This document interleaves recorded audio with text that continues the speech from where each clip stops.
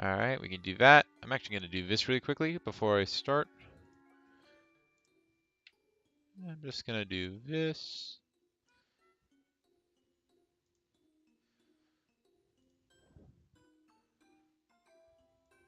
There we go.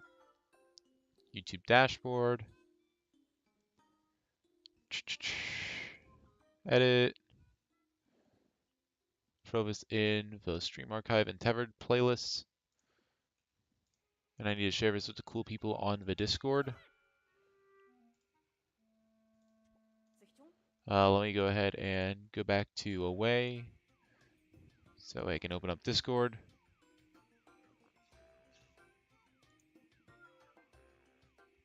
I should make a bot that goes into every other Discord channel I have's self-promo channel and then immediately promote every stream that I have. Then again, that'd be kind of rude, so I'm not going to do that.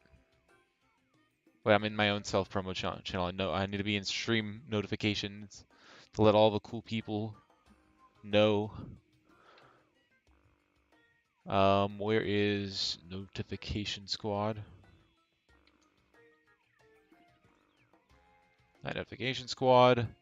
What am I gonna say to all the cool people on the Discord? When explosion? When, and I'm just gonna put it an explosion emoji.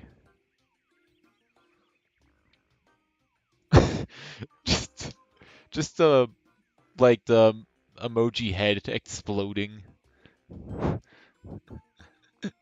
Glorious. Now this is a thumbnail, or this is a notification. Truly glorious. All right. Oh, I need to turn off recordings. I'm not recording this. All right, hello everyone. Welcome to Skeletower. Skeletower is a cool game. Wait, programming. Before I start, I want to be able to, do this. So Skeletower is a game where you can play as two different characters and you can merge them together and then you can separate them. Today, I'm going to make this sort of transition between merging and separating a lot cleaner. That's the goal, to have the animation here so it's actually understandable on what's actually going on.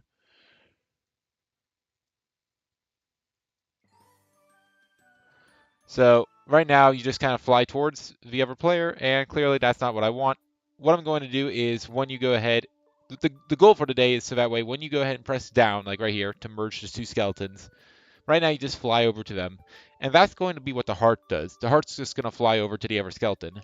However, what I want is I want all the other bones to sort of like explode out and then sort of trail behind the heart and then and sort of circle around the other skeleton until you finally dash again.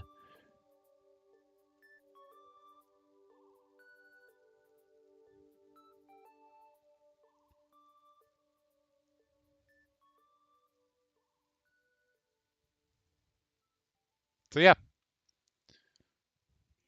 Now one thing I do want to know about is if I look at the player and I look at I know if I look at the actual parts, you can see that the positions don't actually move. The positions don't move for the actual bones, and that's because it's all done through a skin mesh. You see the skin mesh renderer? That's what's doing it. So, one thing I want to look at though is if I look at the actual armature parts, are they moving through the animations? They should. I would think they would be.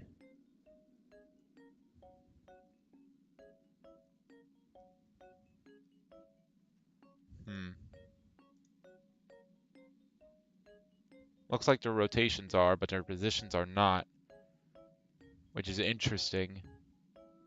Oh, but I guess it's because they're children of the actual objects. So if the lowest spine part rotates, that'll change the position of our object. Okay, that explains that. Now, one thing I have to answer, I guess the first real question is, how do I want this to look? Do I want to have a explosion that's 3D? Do I want it to interact with objects? Or do I want it to be 2D and not interactive objects, or any of the four combinations there? Because how I determine that will determine how hard this project will be. If I go ahead and make it so it's a 3D explosion with, or I guess it doesn't really matter. If the explosion does not collide with objects, um, if it doesn't collide with objects, it's really easy because then I don't have to have a collider on it and I don't have to worry about anything. If I make it 3D with collision, then I have to give the entire map a 3D collision set, and that could be very difficult. Alternatively, if I make it 2D with the collision, I then have to somehow give the bones collision, right? The bones 2D collision, which could be interesting. Wow, what have you done to be able to use the mind explosion emoji?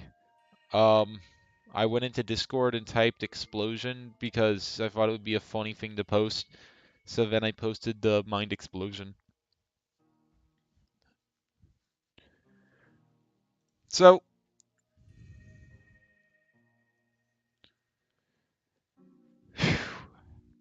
so I guess the first thing to do is this. First thing I want to try is, will the sprite renderer work if I use a 2D mesh filter or mesh rigid body? Because right now I have this rigid body right here. Let me go ahead and play again. This should give me my first errors, which are the ones that I want to look at here. Could not set render. Yeah. Wait.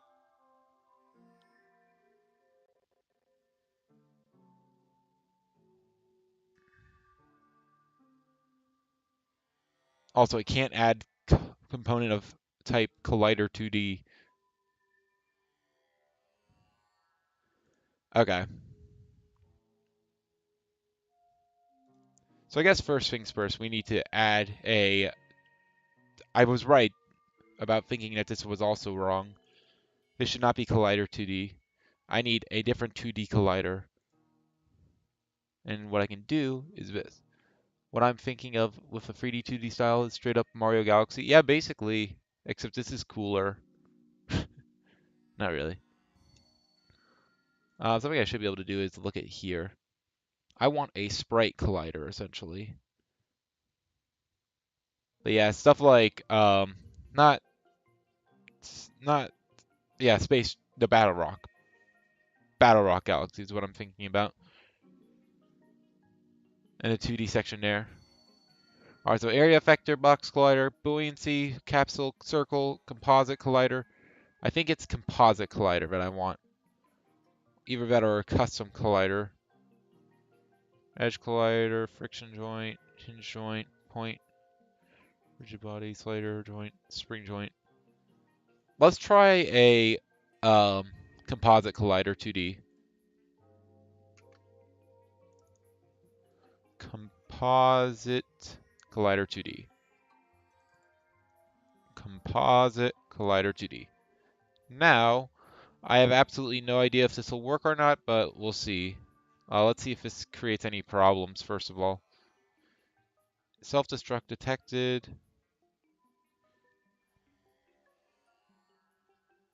Um, where do I actually do the self-destruct stuff? Should be like right here. Um, player self-destruct. Then for each bone, I go ahead and do this.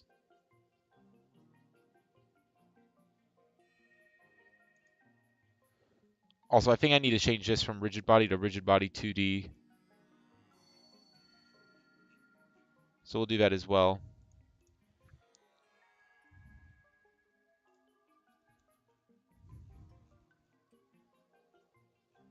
And I need to go back here.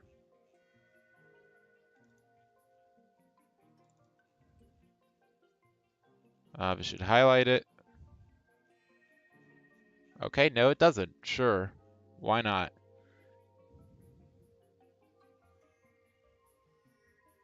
I guess I might not call it bone rigid body. Here it is. I do call it bone rigid body. Do I spell it wrong like an idiot?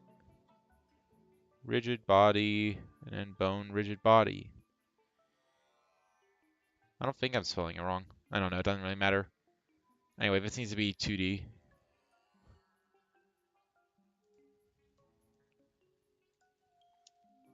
So let's see if this works. File, save.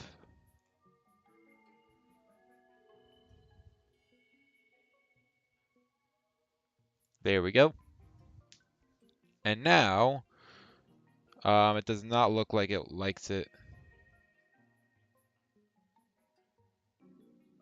Wait. Cannot add component rigid body 2D to bone jaw because such a component's already added.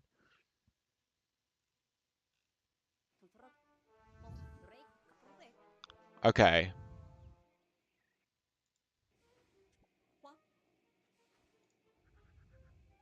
So what's this? Okay. So because it can't add the bone rigid body, it just fails immediately. That makes sense. However, it also doesn't make sense because why can't it add a rigid body? I never add a rigid body, I don't think. Like if you look at the bone jaw right now, you could see it doesn't have anything besides the skin mesh renderer because that's all there is. It's just a mesh renderer. I add a mesh renderer here, a composite collider here, or a composite collider 2D here, a mesh filter here, and a rigid body 2 here. Let's see what happens if I add a composite collider manually. I feel like that might actually be it. That adding it actually adds into rigid body 2D, and would you look at that? I am a genius. Haha. So that just means I have to say get component instead of add component. Save.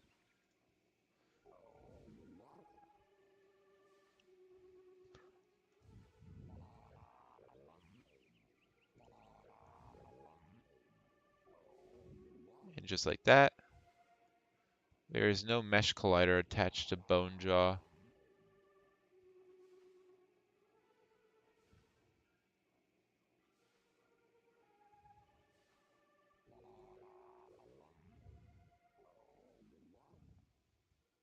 I'm guessing that error is stopping it from hitting any other thing. Yeah, probably. That's weird though. So what's not being able to access it? Get component mesh collider. So the first question is, oh, well, I never used a mesh collider. That was for 3D. Now that I don't use 3D, yeah, there's not going to be a mesh collider. So this should be a composite collider.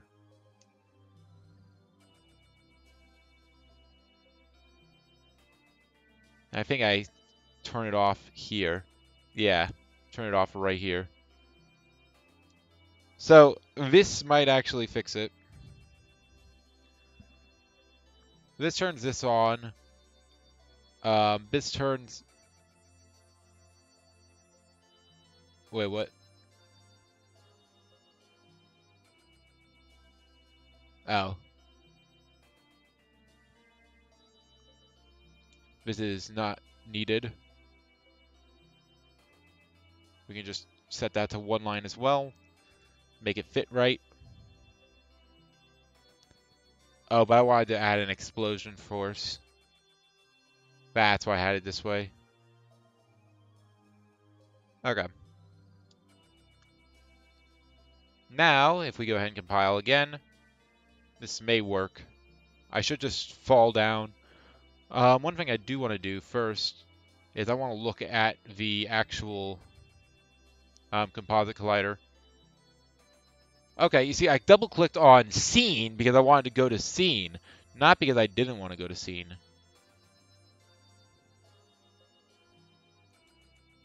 Can I move my mouse? So skull.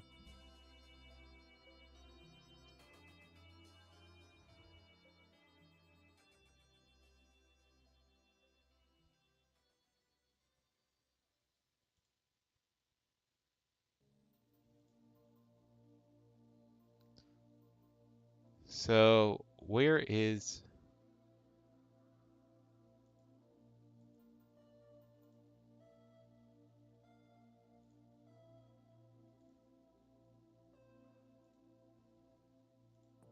I want to just deselect everything. All right. So I guess it's not active right now. I guess I turn it off. If I go ahead and do this, okay.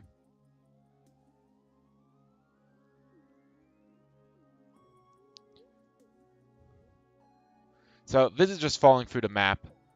So I don't think composite collider is exactly what I'm looking for. Whatever colliders are there. Physics 2D. Also, Wad, do you have any in a live chat is? Why, what's the heart emoji in a live chat? Let me see.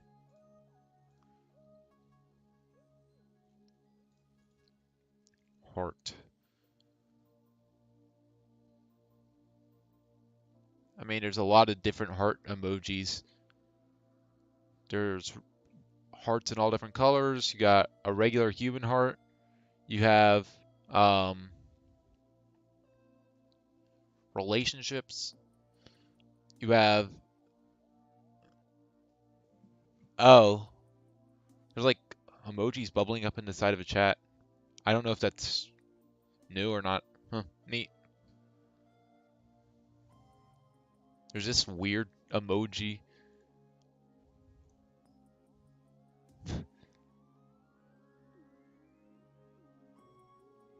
Weird. Anyway, let's see. So, let's see what happens if I add a box collider 2D. As expected, it does what you'd expect. Decently sized box around it. Let's just see what things work. Let's try a um, polygon collider. That's what I was looking for. I was thinking that's what I thought was a sprite. Okay. I never used a composite collider before. I'm assuming that's supposed to be multiple colliders, so that's why I thought it was a little weird. All right, so polygon collider, that's what I need. Polygon collider 2D. Polygon collider 2D.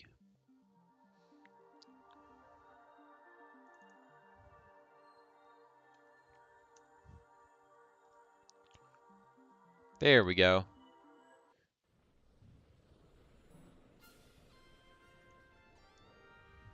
All right, and now we should be able to go back to Unity. And now it should actually create some collisions. All the bones should explode. It did not.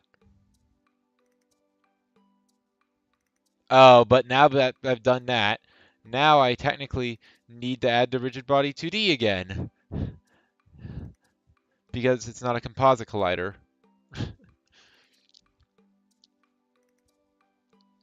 Fun, fun, fun. Thankfully, this should actually work.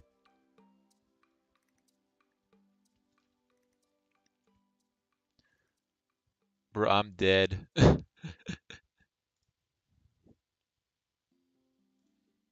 So let's see what all these bones look like. Actually, let's go ahead and do this. So we're going to go like this. Boom. Let's see what they look like. So that looks normal.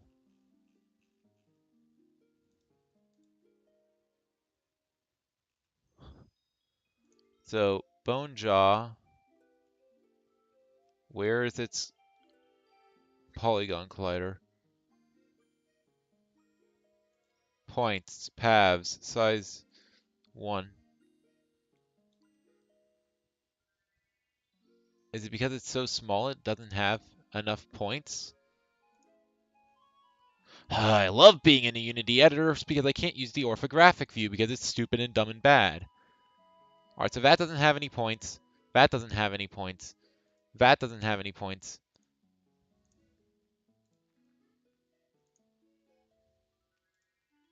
none of these, I'm guessing that they're not large enough to have points.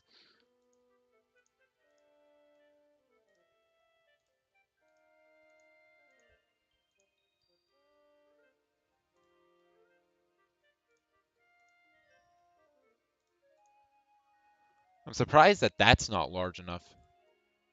Like, why is the skull the only one large enough?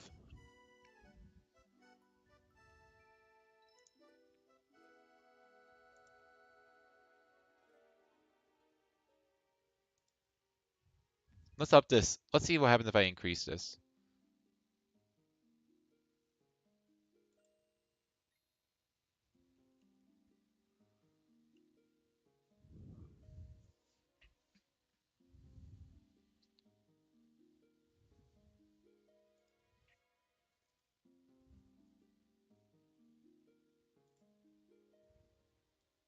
Hmm. I don't know.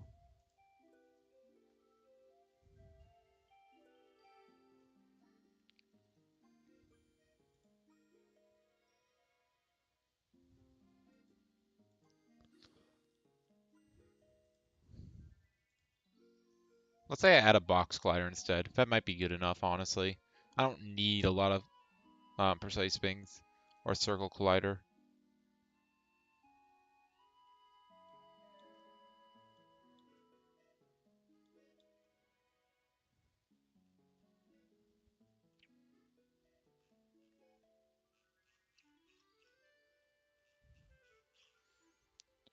Hold the phone. Why is there this random white cube floating over here?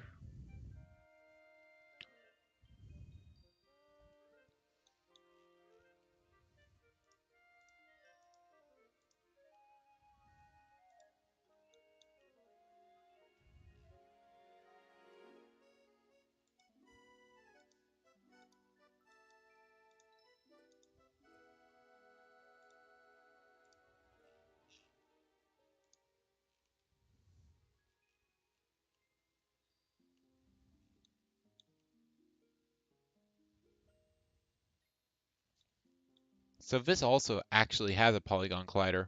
However, a collider is the wrong way.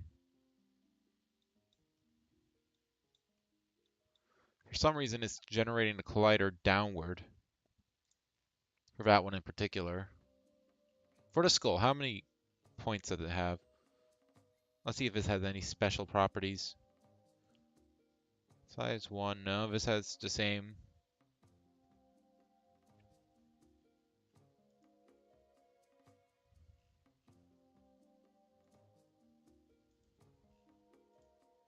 Let's try a box collider. 2D.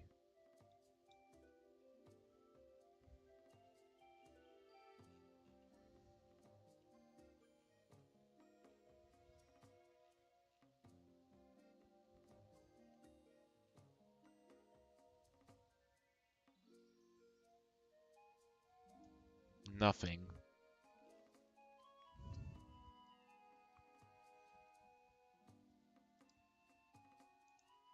So selecting a bone on this skeleton selects the same bone on that one, it looks like, which is weird.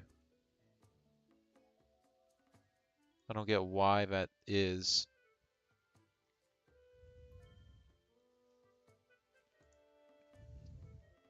It's definitely weird though. But I need some collider that actually, exists. Hold up. I saw something.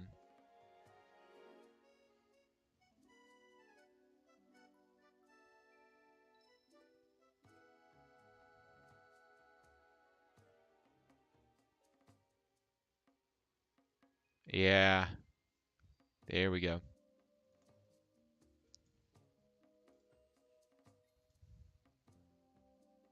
What happens if we do a box collider 2D on this?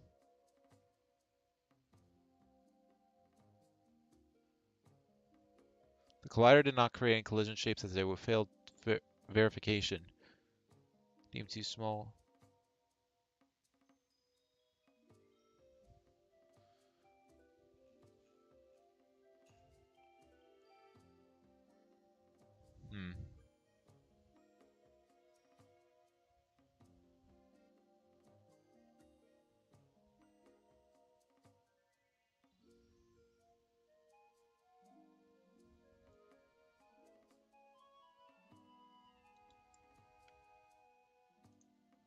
Let's try 10, 10.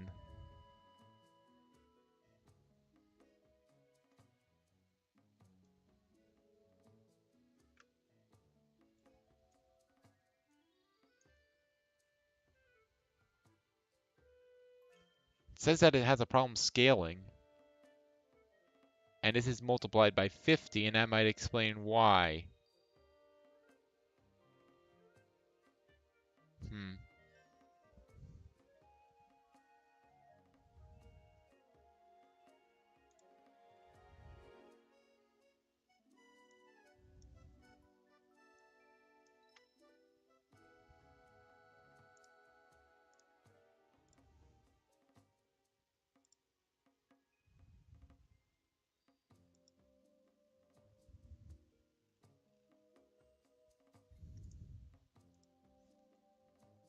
So let's try multiplying these by 10.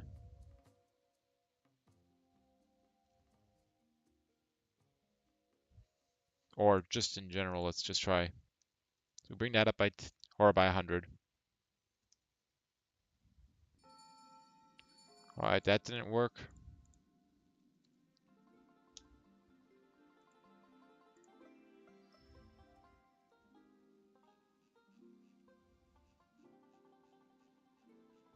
Yeah, now we have very large arm. So now it's large enough. The question is, why wasn't it large enough before? My guess is due to the scaling issue. But I feel like that would have been resolved. It's weird. So how large is this? Um, 4, 5, 6, 7, 8. All right, so this is 4 million large.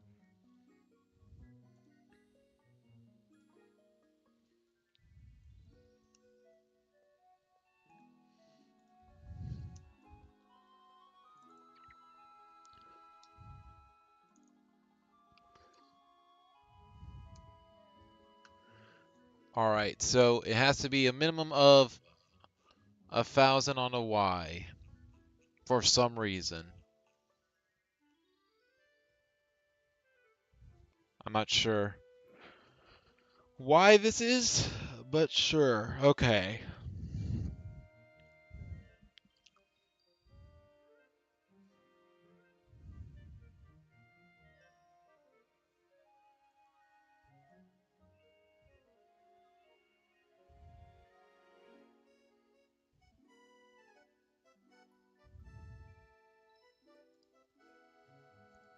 Okay.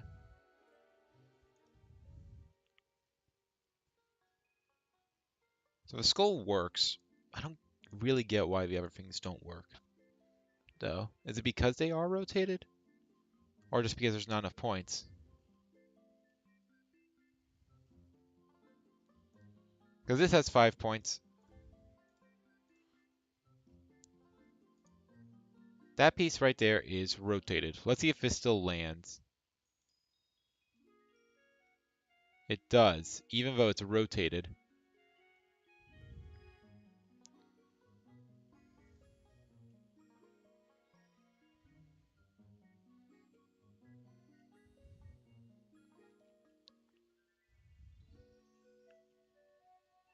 So I guess these other parts of him just aren't good enough.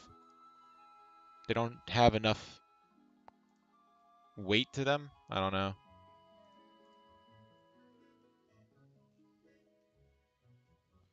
If we were to look at this,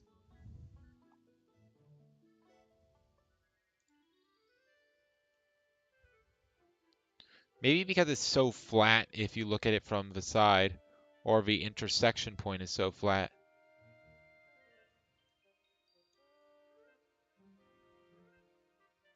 I don't know.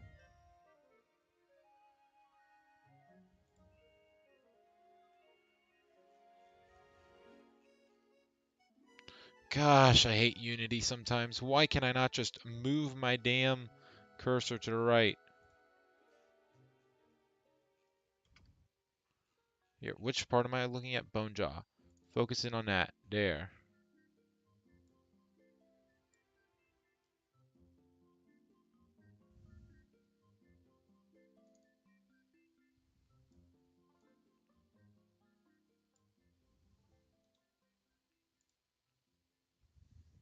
I have just realized that my men. Understandable. Please save the 5 cents. Also, apparently, despite being able to edit the mesh, you're not actually able to edit the mesh. Got it, got it.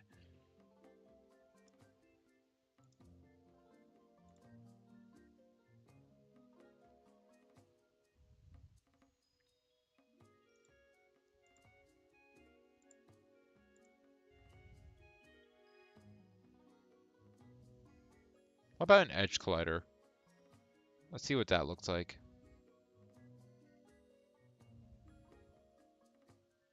Where is edge collider? Where is edge collider? I'd like edge collider, please. Where's my edge collider? I know I saw an edge collider. You can't lie. There we go.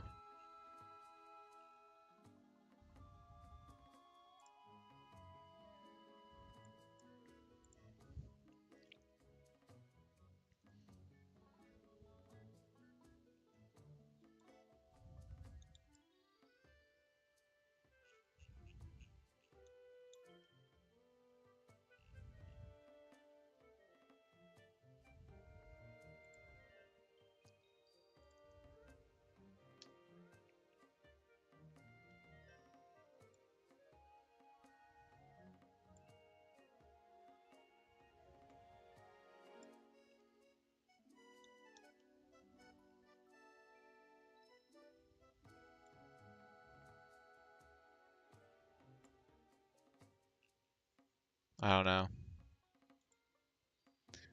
These colliders are not working as well as I thought. I'm not sure why.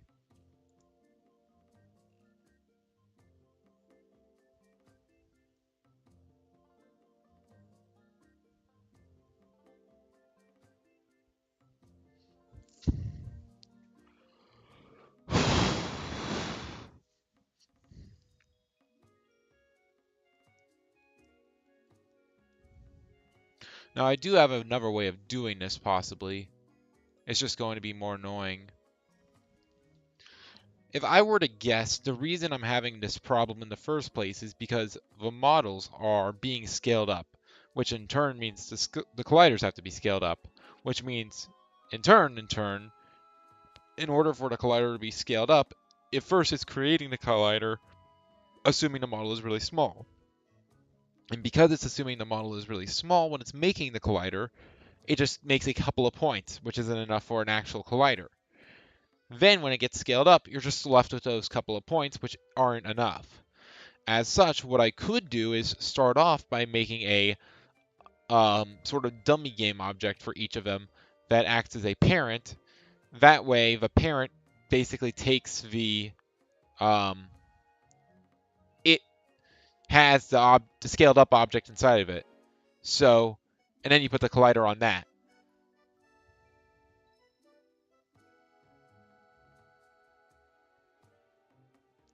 So, for instance, how do I put it? Um, for Bone Jaw, you would have a Bone Jaw empty game object that would have the collider on it, and it would have the rigid body on it. And then inside of that, as a child, you'd have the Bone Jaw model, which would then be scaled up inside of it. So then when um, the parent goes ahead and tries to make the collider, it can see, oh, I have this object that's its actual size. It's actually large because it'll apply that scale. Unfortunately, this does make things a little more complicated. However, I could technically avoid it by just um, if I were to make um, if I were to make the bones inside, like if I were to make it procedural so it can actually detect the bones first. I don't know. This is annoying.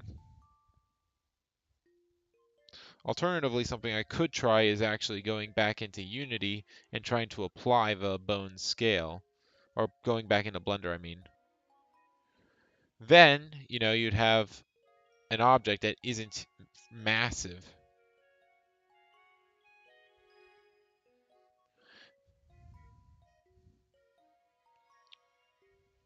So let's try that first, actually. So we go to player model.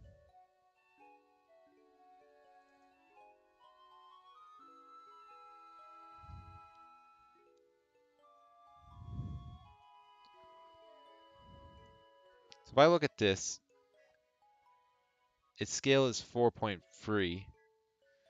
However, let me go ahead and do something. We're going to go ahead and select everything, and we're going to go ahead and export it all. File, export as FBX. We're going to go ahead and submit it as player model V1. We want the armature and the mesh. And the mesh, we're going to want the selected objects. Do we want custom properties? I don't think so. Then here, applying scalings, we're going to go ahead and select FBX unit scale. And now, armature, all that should be fine. Geometry, and bake animation. So we're going to go ahead and do that. Now Unity should freak out a little bit. It does.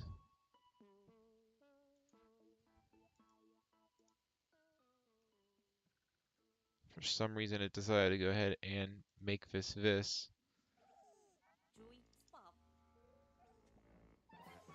Cool. Alright, so it's not going to let me see.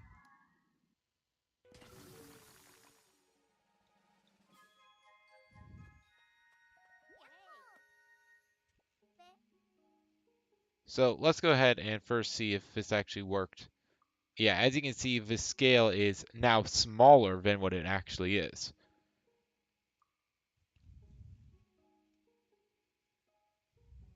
I don't get why when I exported it, it didn't export in this pose.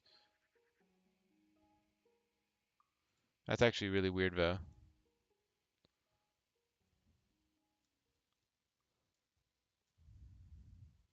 Let's see what the 3D viewer looks like. I haven't had good experiences with this 3D viewer. Yeah. This is about what I expected from the 3D viewer.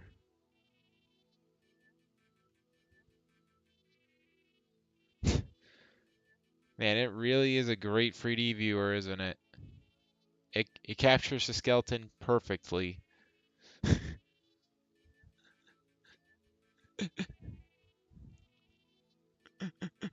God, that's so horrible.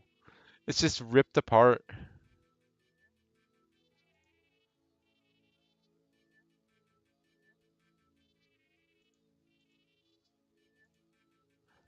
The walk animation. I mean, you can sort of see it. It just looks really wrong. There's bones clipping through the floor or whatever. No, it's not clipping through the floor, but still. Why? Why is it like this? The 3D viewer, everyone. That's what it is.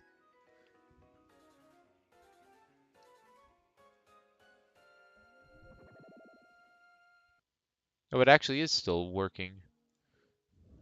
The animations are still working. Neat. And what happens if we do that? Okay.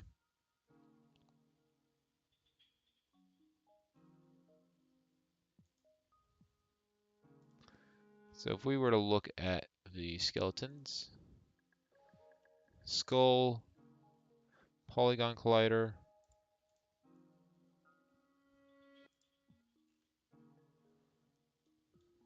again, the skull is really large, and this time it's off center. Hooray.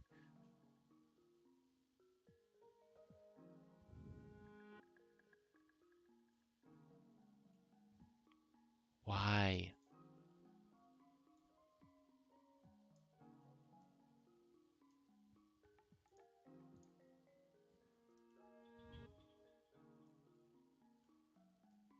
How did it get this as its approximation?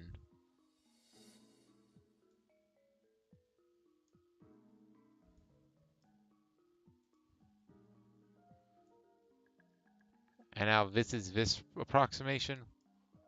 What? I can't even bring this down. Okay.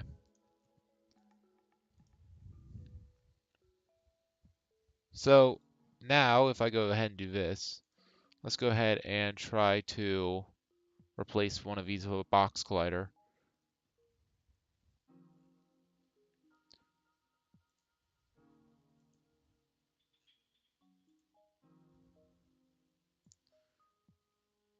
A box collider. Where's a box collider? I'd like a box collider. No. Too small of a box collider.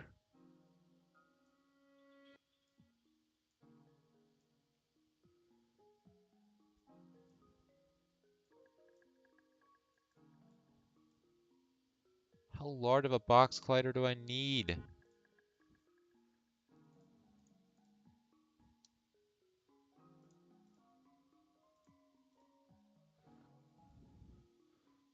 Sorry, we can't create the collision shapes. They're too small.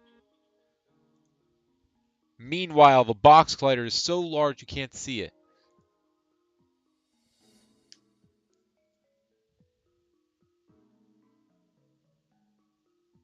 Oh, wait. I think I have an idea. Also, welcome to the stream, Cobalt Blurple. Glad you can make it. Thank you for joining us. Currently, what I'm doing is I'm trying to take my model and make it so it automatically creates 2D hitboxes.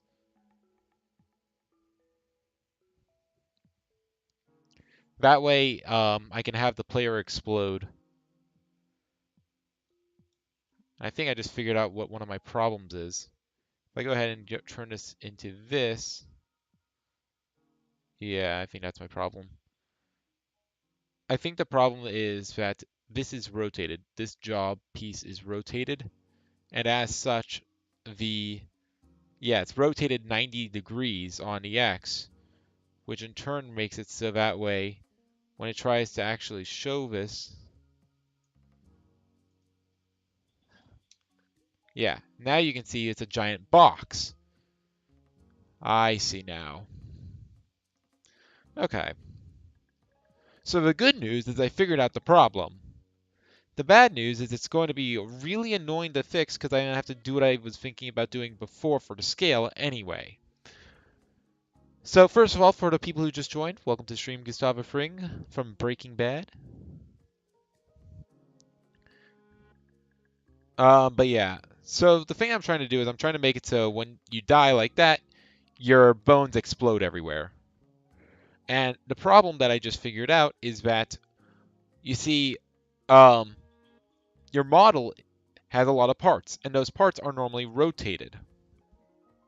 And that's a problem because if you rotate a part after it creates the box collider, because it happens in steps. Step one is it goes ahead and it takes your model, and then it creates the box collider or whatever collider you have. And that's all good.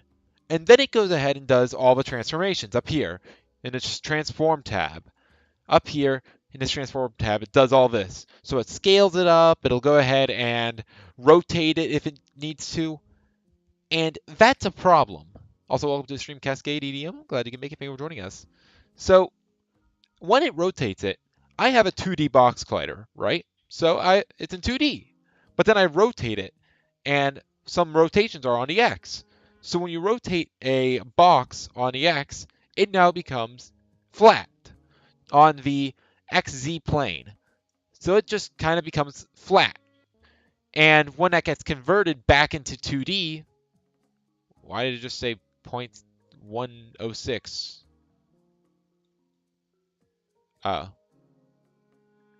If you hold right click and then scroll, it does something weird. I'm not going to fool around with that.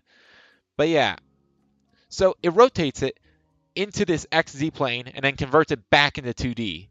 And if you convert the XZ plane into 2D on the XY, you're just left with a flat line.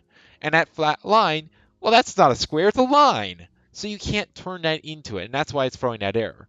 So what I need to do is essentially look at it as scope out. So instead of having a instead of having it just start, instead of having it look at this skeleton, I need it to look specifically at, okay, place a game object here, an empty, and then make this a child of it, make the skull a child of it or whatever, then go ahead and try to create the model. Because then the child will have all of its transformations already done, including its rotations, including its scaling. And I'll give you the most accurate thing that you can get. You just played the Pikmin 4 demo? Nice. I have not played a Pikmin 4 demo. I'm trying not to spoil myself. Anyway, so fixing this is going to be a little bit annoying. Thankfully, it shouldn't be too bad.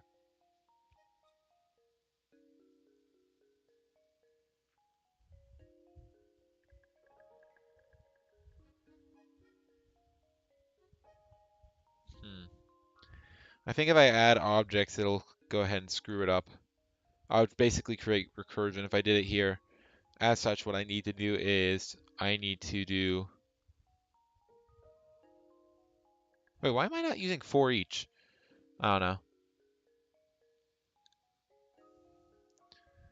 Am I going to make one skeleton more yellowish? My plan is going to be adding a shader that will go ahead and put a outline around each skeleton. So player 1 might be red and player 2 might be blue, or the other way around. I haven't really decided. That's how I'm planning on having them distinguished. I'm probably going to make player 1 red, because I'm going to give him the red heart, and player 2 is going to have the blue heart. Alright, so how am I going to do this? I think first things first, I need to go through all of my bones and go ahead and... Um, hmm.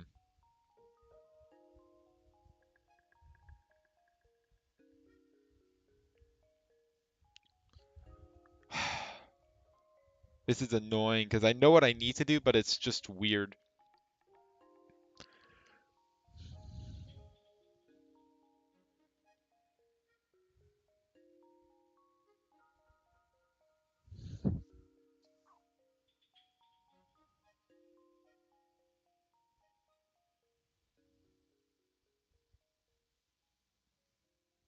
Hmm. So I don't think I can do it in this loop. Because if I try to add a thing, I guess it will be added to the end, but then you'll skip something.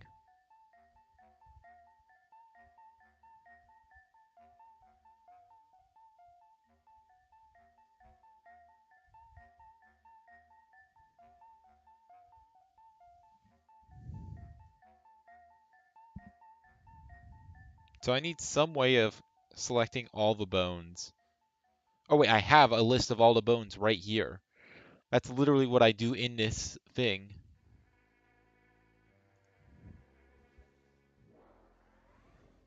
So what I could do is here, I could say for each bone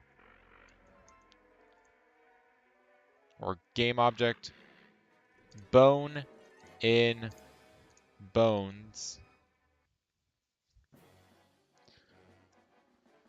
So now what I can say is for each of these bones, I'm going to give them a new game object that is going to be their parent.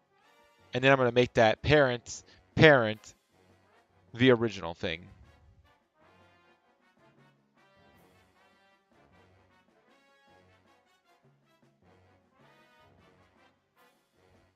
So what we're going to say is we're going to say, unfortunately, we should actually do that. So I'm actually going to make a thing here that says bones temp. Game object, array, bones temp.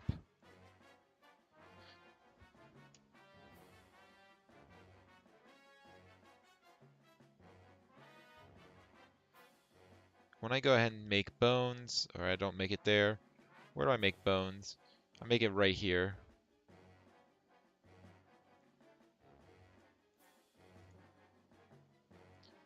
This is going to also be the same thing.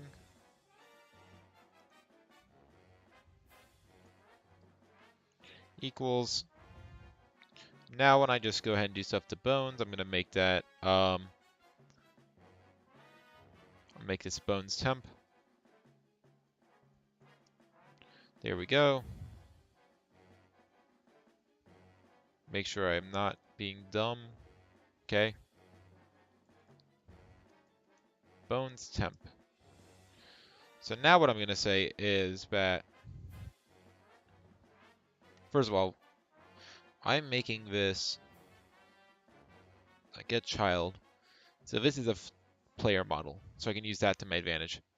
All right, so what I can do is for each bone, step one is I need to set its parent to a new game object. Game object, I'm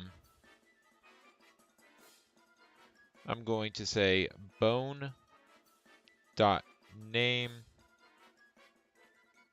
I guess I can't say that. I can't rename it.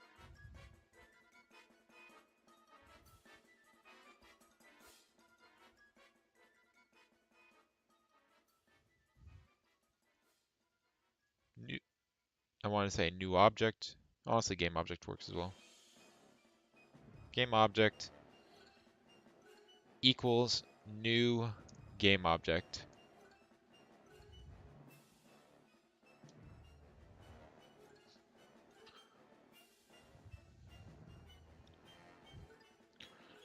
Then what I'm going to do is I'm going to say game object dot name equals bone dot name.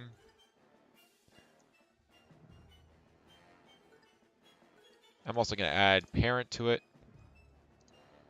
Parent.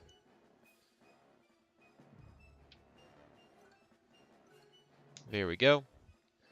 So now I'll have a secondary object, and now I can say bone dot transform dot parent. Actually, I can make this easier on myself. I can say game object dot get component. No. Dot transform dot parent equals bone dot transform dot parent. Then I can say that the bones parent is this game object. Bone dot transform dot parent equals game object dot transform dot parent.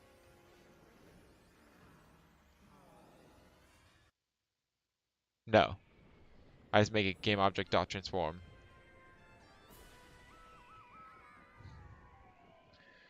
So what this will do is it will essentially make a separate game object that acts as this bones parent. And now the last thing I need to do is I need to add this bone, or I need to add this game object to the bone list. I'm gonna say bones dot or bones.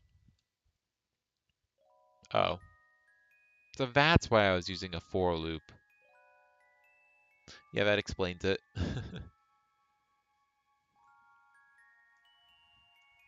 For int I equals 0, I is less than bones dot length plus plus I.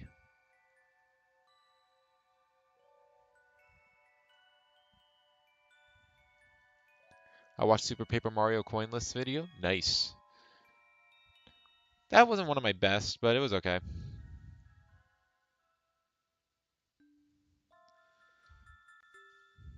That was when I didn't have as much pressure.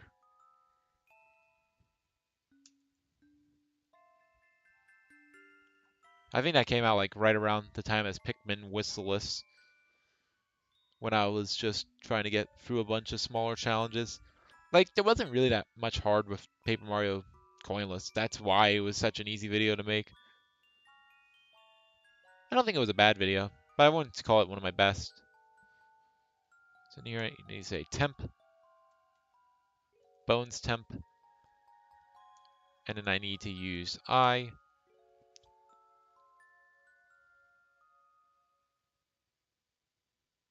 Bones, temp. I transform to parent.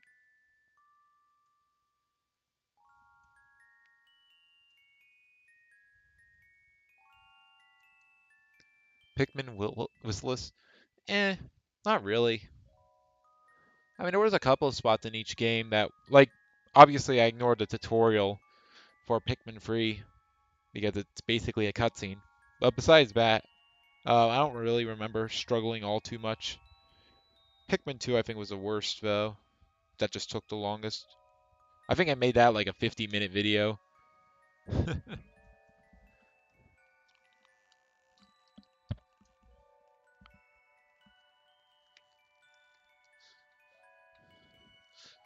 Okay, my chair has eaten my computer cord. All right, or not my computer cord, my headset cord. All right, so now I need to say bones I equals um, game object. So that should work. Let's see what happens if I save it.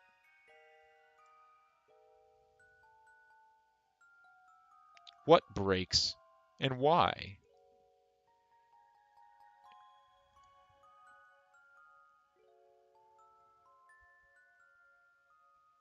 Oh, it's breaking that because I'm trying to access components that don't exist on that. All right, working about as well as I expected. Now I just have to put this on to bones. I need to put it onto game objects instead of bones. Temp, I mean. Mesh render, that actually can stay. Polygon collider bow, mesh filter. Do I need mesh filter? Not really.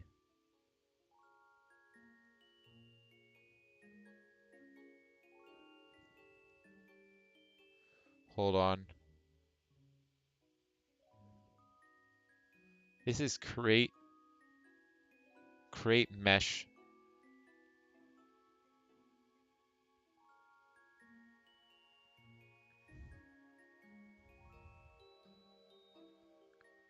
Add component polygon collider.2D.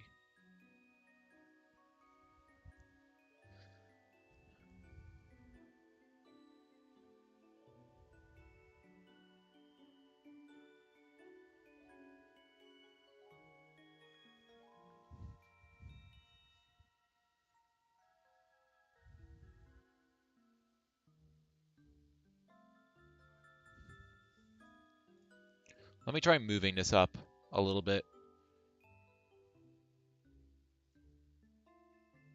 So I'm going to move this up to the parent.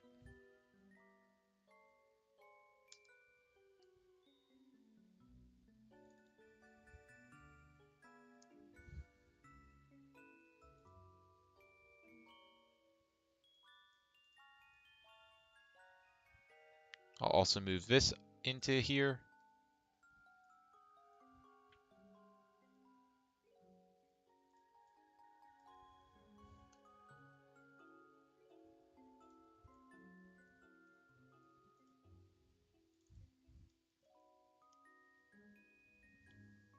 You're being sweaty in Mario Kart today?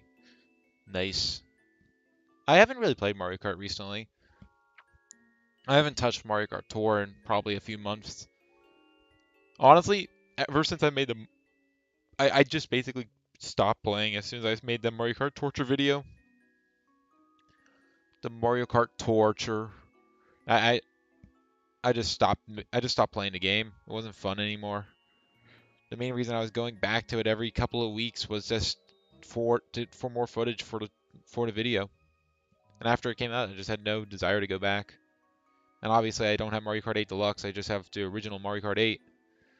But I don't know. I've never been the biggest Mario Kart guy. I played a lot of Mario Kart Wii back in the day, but not really much other than that. I guess I played some Mario Kart 7 too, but eh. I'd say I probably played Mario Kart Wii more. All right, so what's next? Let's go into here. Just double check this. Bone.transform.parent. This is going to go ahead and actually work like this. Bone.getComponent.skin mesh renderer.enabled. This doesn't actually have it, so I need to go down a level. So bone.transform.getChild 0. There's only going to be one child in each of these bones.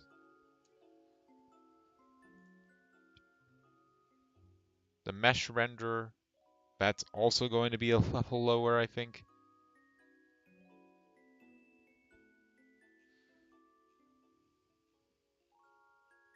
Yeah, that's going to be right here, mesh renderer. So we're going to go ahead and just copy this.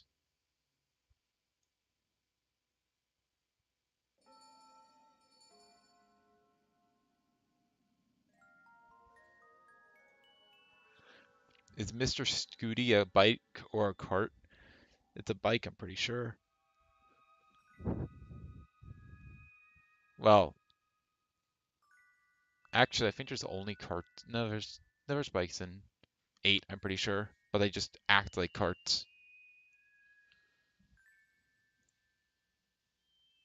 Also, welcome to the stream, Miss Guy or Migsy. Glad you can make it. Thank you for joining us. Is this a fake warning? Okay, good, it is. No errors yet. Oh my gosh.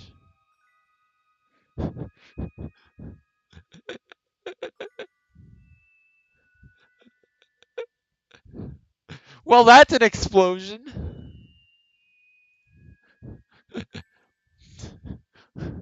POV, you've eaten Taco Bell. I know why this is happening, but it doesn't change the fact that it explodes. You like the skeleton model? Thank you. I also like it. It's a very basic one. I'm definitely going to make a better one later if this is just a placeholder, but I think it's okay. It gets the point of the game across. You skeleton, I mean, it's kind of integral to the plot because the whole point of climbing the tower in the first place is someone stole your damn skin and you want to get it back. And you also want to kill the guy because you know he stole your damn skin. Also, all your vital organs. I'm going to lose it if I have to endure Bootleg right now. I played a little bit of Bootleg in Tour. It's okay. I'm glad that they added the anti-gravity in 8 Deluxe, though.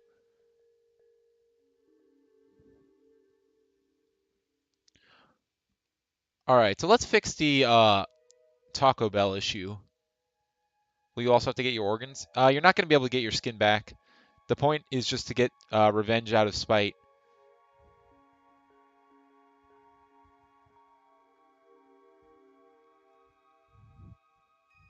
Alright, so let's see.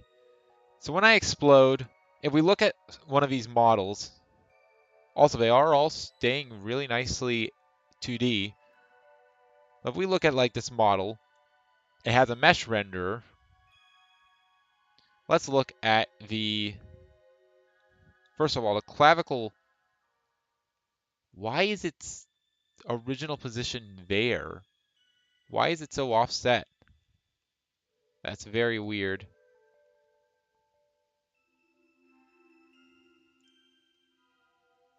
So all these have normal positions. However, as soon as you look at something like this, you can tell that it's wrong.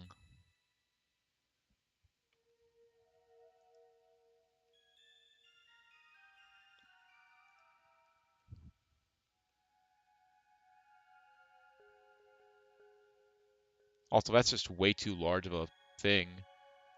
Yeah, why are all these so large? Maybe that's just the default size of a polygon collider?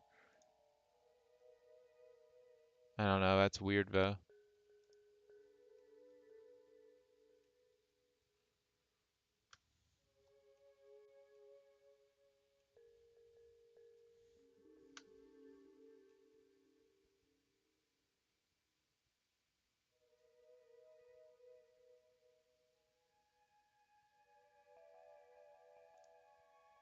Let's try changing it to a circle collider first and foremost. See if it'll be a little better.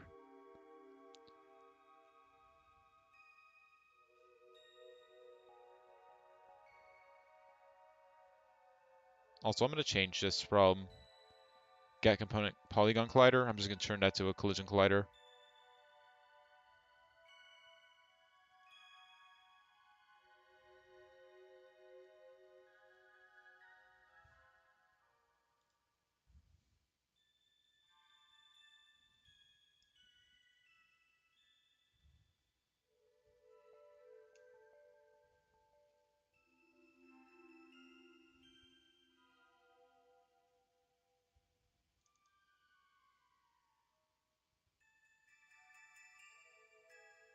Also, I can make this a collider as well. I just have to change this now to circle collider.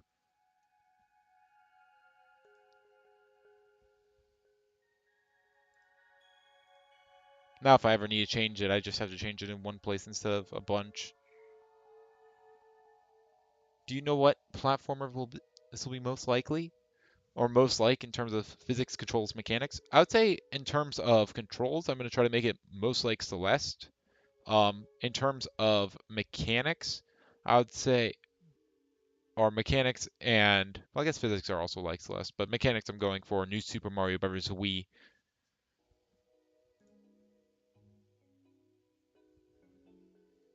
In terms of difficulty, I would say about New Super Mario Bros. Wii as well. However, I will allow for more challenges.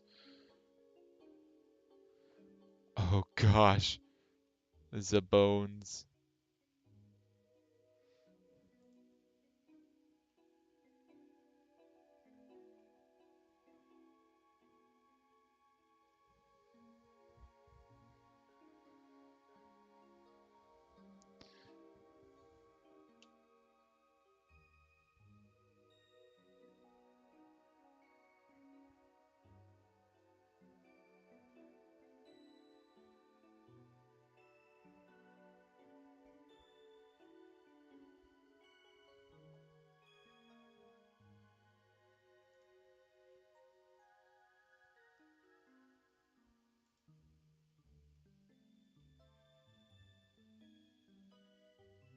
Okay, these colliders are just way too big.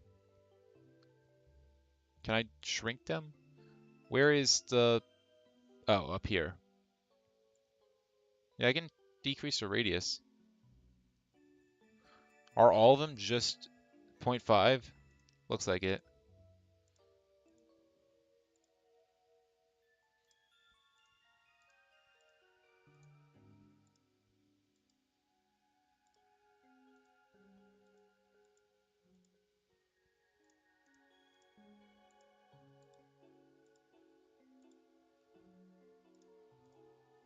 So yeah, all of these are 0.5, which is unfortunate.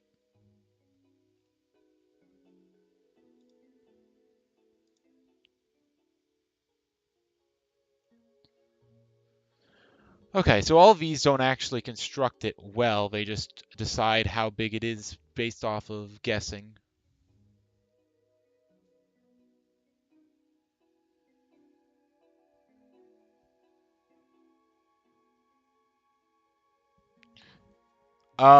This self-destruct feature is a main part of a game because it's going to be how you platform.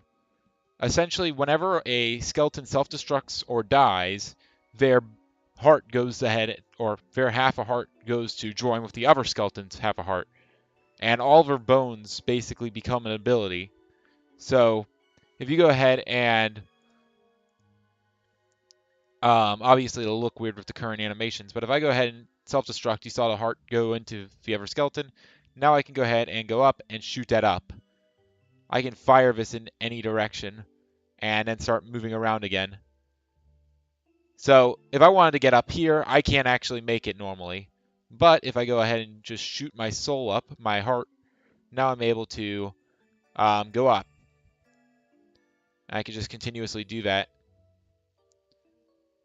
So if you want to get up this wall, you would have to do a wall jump and then go ahead and shoot yourself up and then land on top of it. Think of it like New Super Mario Bros. Wii's multiplayer mechanics, except dialed up to 11. You can do some crazy stuff. But what I'm really working on now is making it so you actually explode normally. Also, this is that's something. So right now, something I need to figure out is how can I make it so how can I get a good circle radius? Hmm.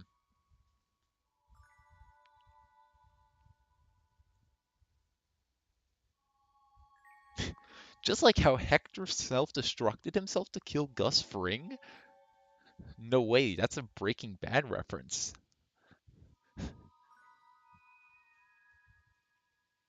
To be fair, this is a game all about revenge, so it's fitting. All right, so first thing I want to do is I want to start off by seeing if I can get the bones in the right place. And then I'm going to make it so the colliders are correct.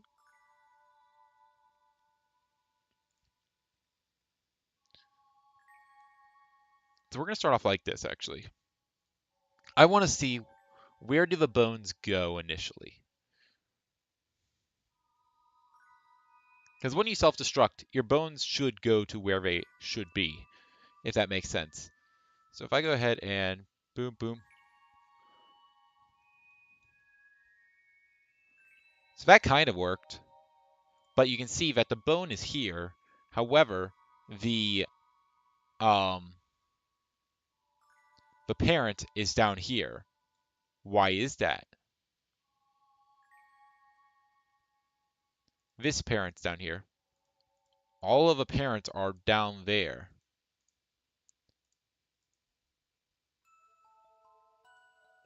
You know, that's pretty strange.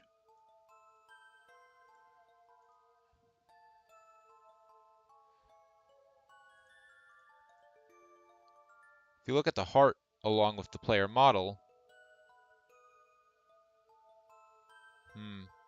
it might actually be based on the player model, which is interesting. Oh my god, skeletons? Gus Fring at his skeleton? Yeah, I know.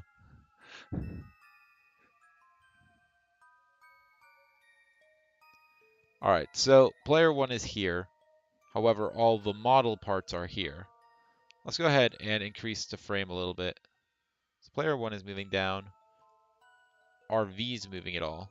Yes, they're falling at the same rate. Then again, that makes sense because they're all technically a part of the same skeleton. They're all here. So let's go ahead and if I go ahead and just self-destruct right here.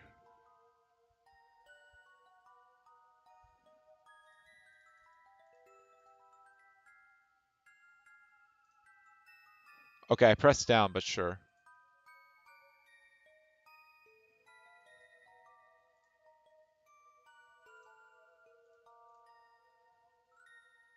Oh, I can't go ahead and do it because I'm like that.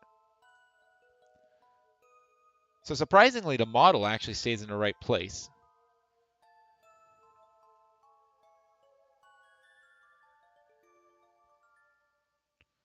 Okay. So what I need to do is I basically just need to move the position of all the parents to where the bones are.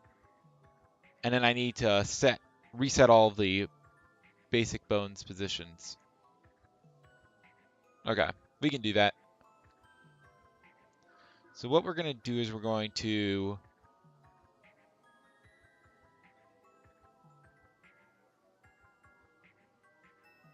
I should actually just be able to say bone.transform.position.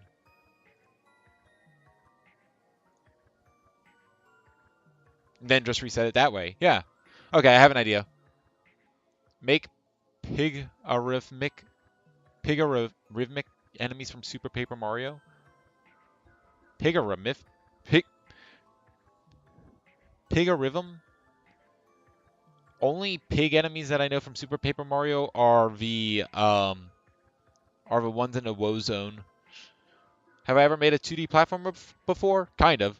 Well, I have made a demo of Tethered before, which was the original plan for this game.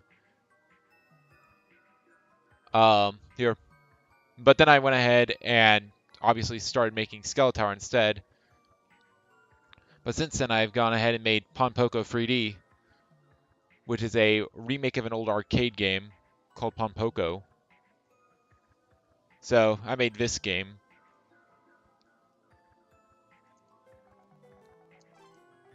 So this is a 2D platformer, kind of. It's in the same sort of vein where it's 2D but 3D. This one, obviously because it's Ponpoko 3D, it leans into the 3D aspect a lot more.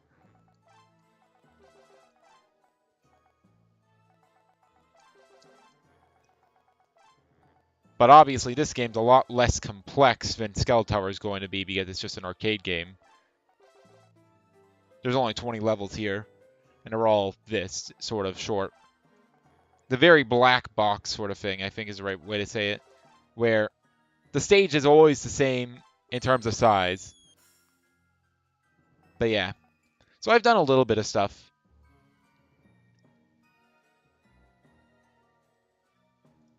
The triple enemies are from the wolves. Oh, that actually is what they're called? But yeah, I've done 2D platformers, kind of. I've also technically made... Actually, yeah. I guess I have made a kind of 2D-ish platformer in the sense that I've had a game jam once where I did one. I had another one where I was also supposed to make a 2D platformer, but that one didn't go as well because I just didn't have enough time. Extremophile was, I would say, a good-ish 2D platformer for 48 hours. Where, unfortunately, I can't really pull it up because it is... Well, I guess I can pull it up in Unity Hub.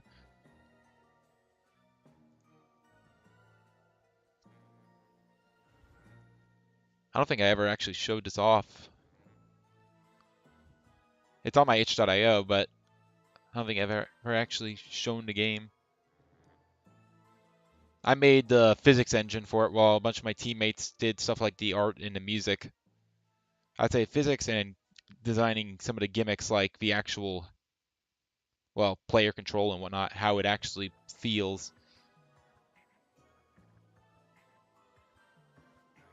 Will it actually work, though? But yeah, I do have some experience with some games. It's not necessarily perfect, but you know, that's why I'm making Skeletower. I'm making even more games. Alright, let's see. Will it work?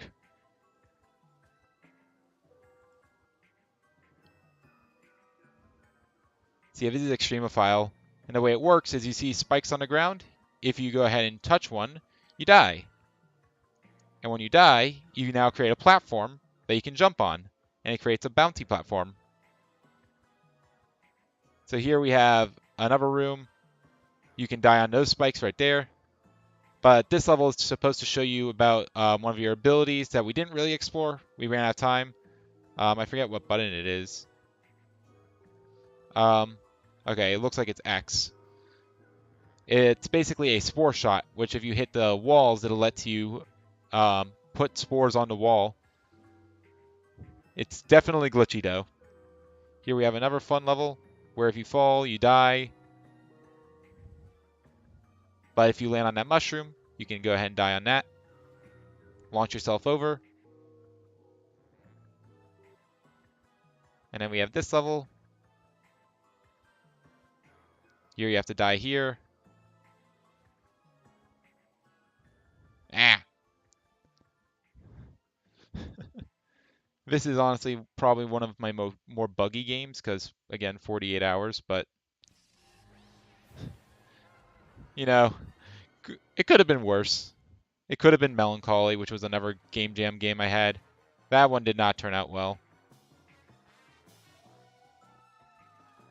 So here you have to land up here. Eh.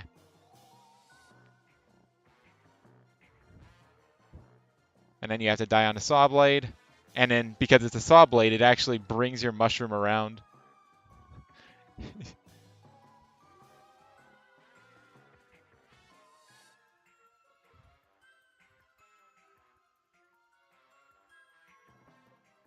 Come on. And we just do that. There we go. And it's just a small jump, and I died. But yeah, that's the basic game.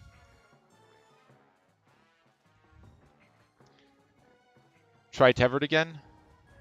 I'm pretty sure it's broken. Probably some update with Google broke it. I remember it wasn't running last time I tried it. Oh, no, here it is. So obviously a much slower version of... Oh yeah, also you can't jump in this version. This is my first 3D model of a human attempt. If you press tab, you can go ahead and tether yourself, and you can sort of see how it's related because you have to be tethered to the other person. But like you can tell that this is not a full project. You can hit tab to disconnect your tether. Oh wait, I don't have a numpad. I don't think I can actually play it. You can tether the other guy as well to you if you have a numpad. Yeah, you can definitely tell this is an old build. This is not. I would even argue that Skeletower is farther along than this version of tethered. But yeah, that's why I'm making Skeletower. It's a cool idea that I can finally actually realize.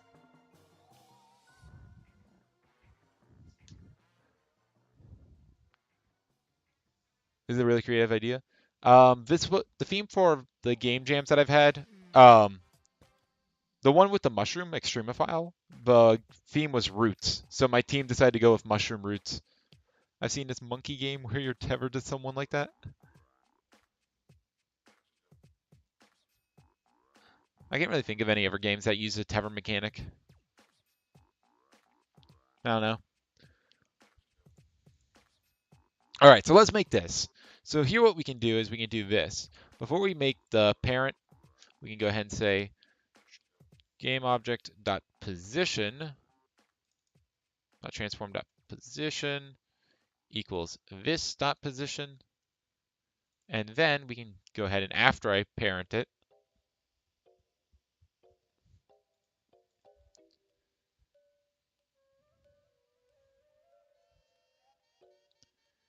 what we need to do is we need to say bones temp I dot transform dot parent no dot position equals vector free dot 0. Boom. Now this should work. Maybe. There is a chance. What do you think the world of Skeletower will look like? I it really depends on the level. Like I'm thinking about mostly keeping it like New Super Mario Bros. Wii Tower levels. That's probably my biggest inspiration for art direction right now. But I'm also planning on having some more external things. Like in my Discord channel, I went ahead and have given a few pieces of AI art of sort of theming areas that I've thought of. Let me go ahead and do that as I pull up Discord. All right, that's good. If I go here to Skeletower,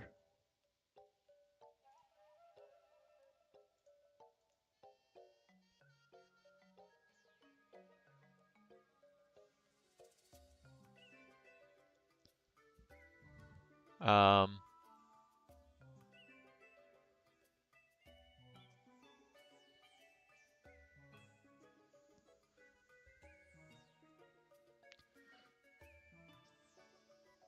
so yeah, here's some of the art that I kind of have for basic inspiration for one of the levels.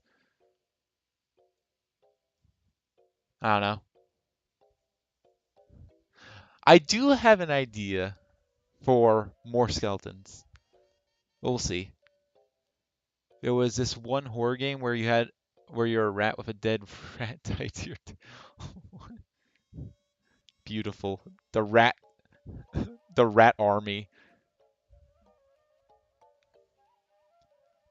But yeah, now if I go ahead and explode, interesting. Very interesting.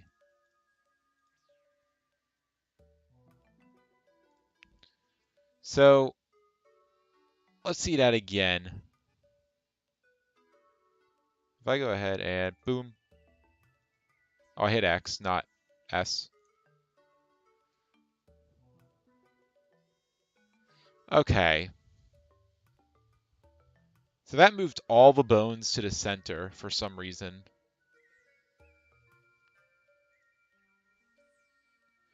Also, skull parent is up here, and skull is down here. It does not have a position of 0. Why does it not have a position of 0? It should have a position of 0. Okay. Will this game have a speedrunning meta? I kind of hope to. I'm trying to make it so, like, the reason I switched from Tever to Skeletower in the first place was for a few reasons. One, I think Skeletower has much better lore in the sense that I had no reason to actually. Why are you climbing a mountain in Tevered? Because that was going to be the plot. Oh, you're climbing a mountain. Why? I'm not going to just copy Celeste and say, oh, it's because you're depressed or you're trying to find yourself or some other lazy excuse. I want a reason. I just couldn't come up with that reason, that drive of climbing a mountain. But Skeletower, an evil scientist, goes ahead and shoots you with a disintegration innator 5000 innator, and he burns off all of your skin, leaving you just literally. And he takes half of your heart, literally disintegrates half of it, sends half of it into the vents, and leaves you a pile of bones. He kills you. So you do the only logical thing and climb up that tower and kick his ass. So that's why I moved from Tever to Skeletower. That's one main reason. The other reason is speed. It's something I've noticed is every single game has a way to go fast. New Super Mario Bros. Has the run button. Every Mario game has the run button. Well, most of them. I'm not talking Mario Clash. But Wario Land, you got the dash button as well. Well, that's more of an actual dash. Celeste, you have a 8-directional dash. In, Pizza Tower, it's basically all speed. Sonic, that's his whole game. Going fast is what makes games intrinsically have difficulty. Because, sure, yeah, it's an easy platforming section, but if you're going at Mach 10, yeah, it's a little bit tricky sometimes. So speed and flow, I think, are the most important parts of designing it. And the thing that really got me to make Skeletower was this. That right there. That wasn't a long jump. That wasn't a wall jump. That was a ricochet. If you shoot your character normally, they go ahead and fly out. But what happens if they hit a wall? Well, instead of just having you crash into the wall and lose all your speed, I made it so you ricochet. So you can do stuff like that. Where if you go ahead and point away from the wall, you can get some crazy height. Like that was just a double jump basically from that. By just pressing jump and shooting the heart down really quickly. So I jumped to get myself some force, and then I shot the heart down to ricochet and get me even more force. And this sort of like bouncing yourself around, that is why I'm making this game. Not to mention just wall climbing like that. It's not free, but it's definitely intentional, and you can see that. That's why I'm making Skeletower.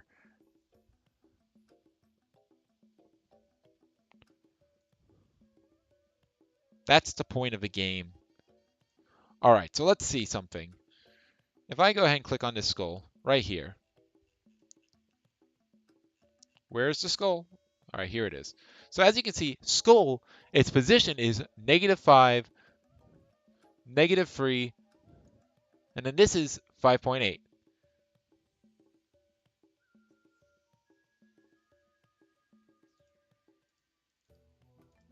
So all of these are in the right place. If I go ahead and look at the ribs,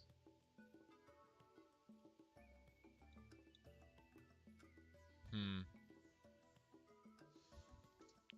not sure if that's really the right place.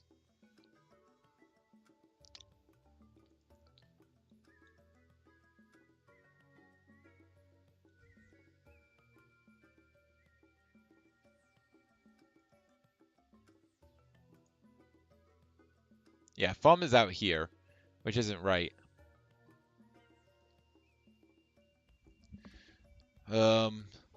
Somehow I need to actually find the root bone of it. Honestly, that's what I should do. Okay. But first of all, I need this, the skull's position, to be 0. I need this position to be 0. It shouldn't be negative 5.8 or whatever. It should be 0. Then, if I go ahead and this skull should be in the right place now. And it is. So for some reason, its transformed opposition equals vector free.0. This isn't working. Why?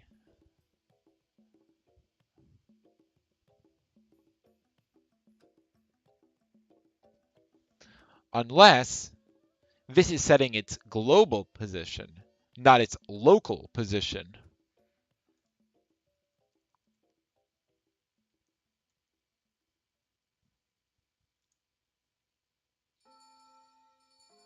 There we go. Now, let's see if this works. So now you should go back into your standard T-pose, I think. Unfortunately, what I just did might change it so the game immediately interprets everything in local coordinates instead of global. But as you can see, that looked a lot more natural.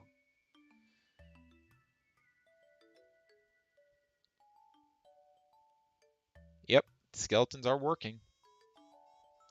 Now what I need to do is I need to set their rotations and whatnot correctly. And the way that I'm going to have to do that is by taking the skinned mesh renderer, and I'm going to have to, how am I going to do this? First of all, I want to make sure down here I'm going through bone and bones. Okay, that's good. I want to make sure it was this and not looking through the array like before. Like right here, I'm looking through the entire, I'm looking through the array of all the bones. Well, I guess that's fine for the bones array, but not for this, where I'm looking underneath the player model transform.child count, because that's the actual player model. Because now what I'm going to do is instead of putting this parent under the player model, we're actually going to put it underneath the bone that it specifically relates to. And what I mean by that is if I go here to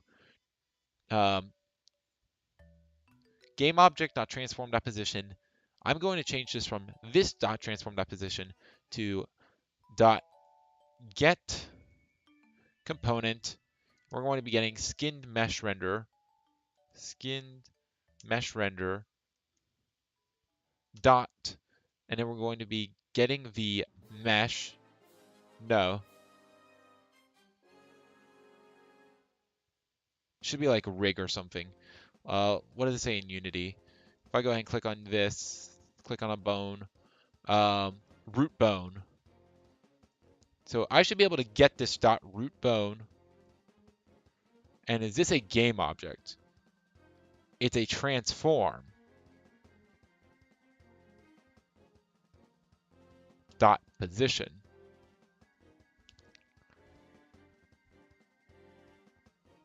Wait, that isn't right.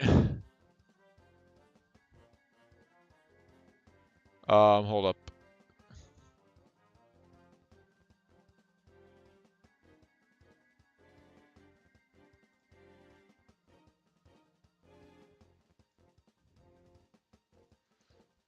Copy that. Whoa.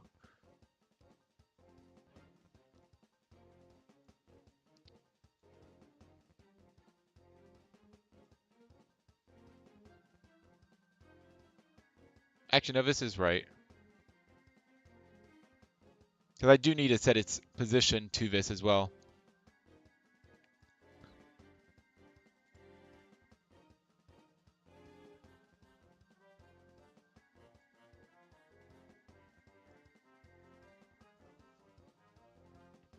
Now I can go ahead and set this to this. Oh, but wait, I don't want to set its rotation. Actually, I can reset its rotation. That could be problematic. Because the bones are moving around, it could affect this bone's actual rotation, which could be problematic. We'll see though.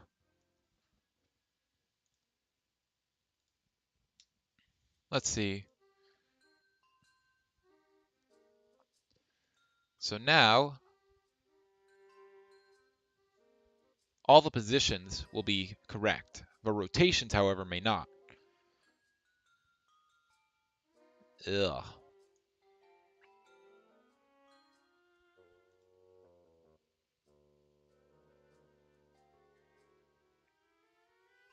One thing I want to look through is this. If I go into scene, if we go ahead and select a bone, this has a root bone of spine 01. This one 2. This one 2. That's a problem. Okay.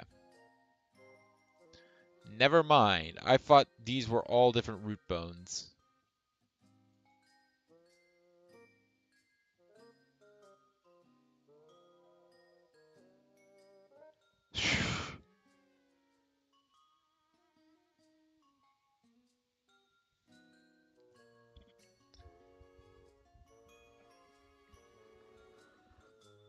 In that case, I do not know.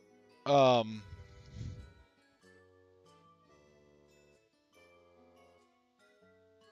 yeah, I don't know how to do this then.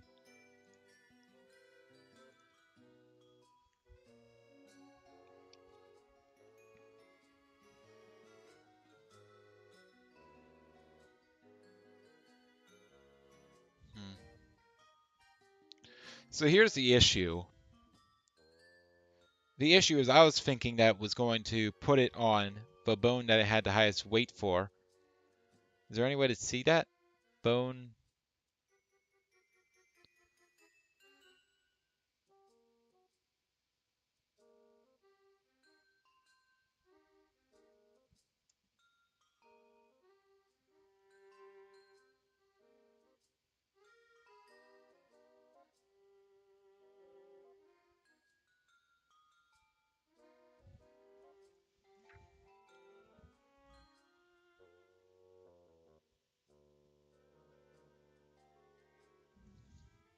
Hmm. So I need some way of actually detecting that, or I just have to go ahead and eat my losses.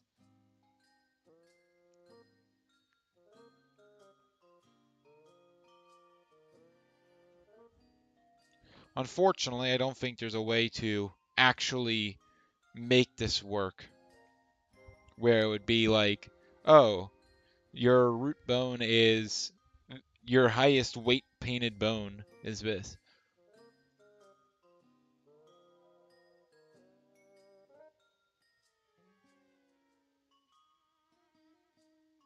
Or maybe.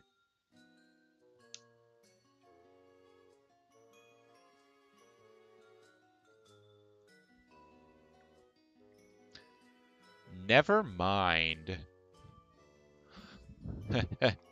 I just figured it out. Also, there's a bug in my room, and it's right behind my TV. It's in a really annoying spot.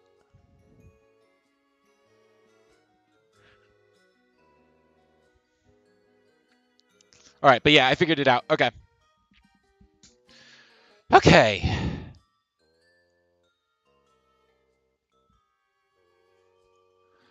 So, the first thing that we need to do is this. Okay. I have to get a position. This position is going to be, or should I get a bone? If I get a position, I also have to worry about rotation. God damn it, this bug. Where is it? Just went in front of my monitor. I can't see it. All right, so I'm basically going to take an average, but I also need an average of the rotations of all the things.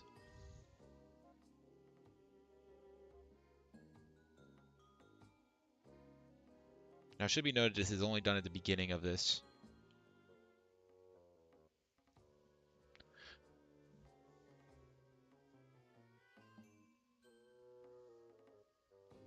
All right, so here we're going to go ahead and do this.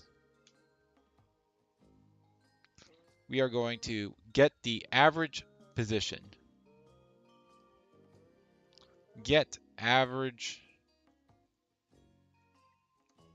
bone position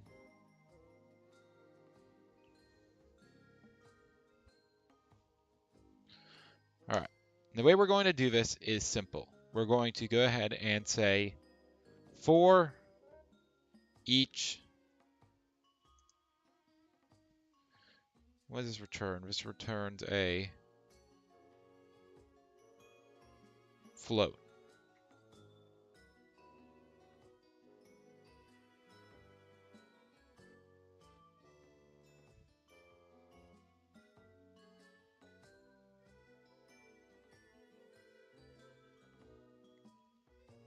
We're going to say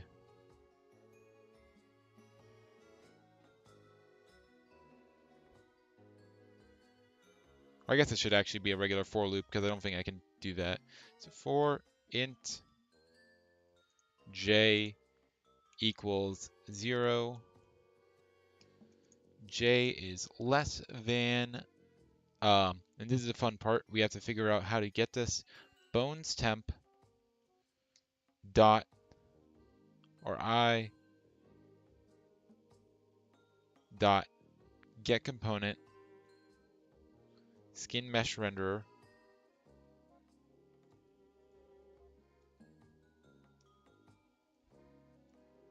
dot get or bones. Oh wait, this gives me a list of all the bones.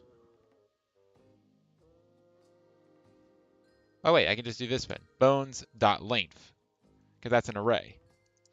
Plus plus j. All right, have a good one, Shellis to Shellis. You have a good night. So here first, we're actually going to want to do this. Vector free. Actually, no, we can actually use a transform.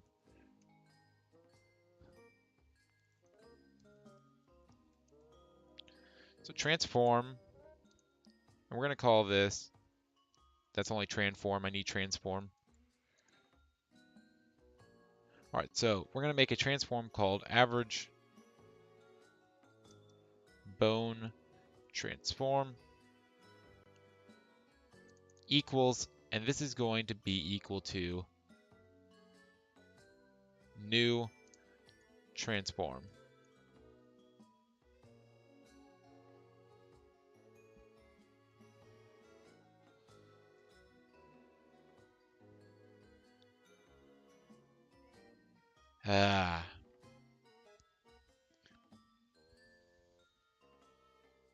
Transform.transform is inaccessible due to its thing.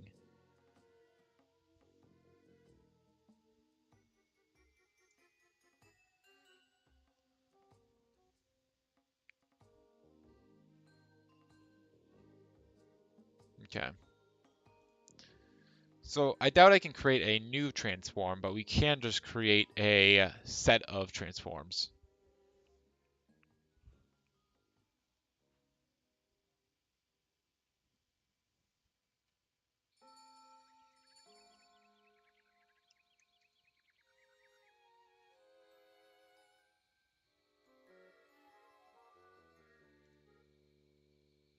So I'll call this bone average bone position equals new vector free. We'll do rotation after this. All right, so now what we can do is in here, for each of these bones, we're going to go ahead and get its influence.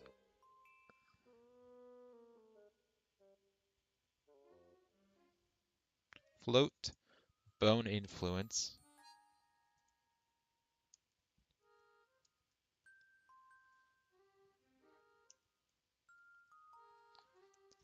And this is going to equal bones temp j,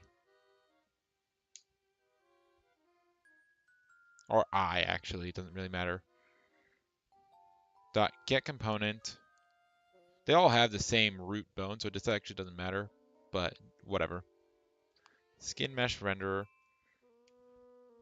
dot get blend shape weight. And now I have to input an int, and the index is going to be j.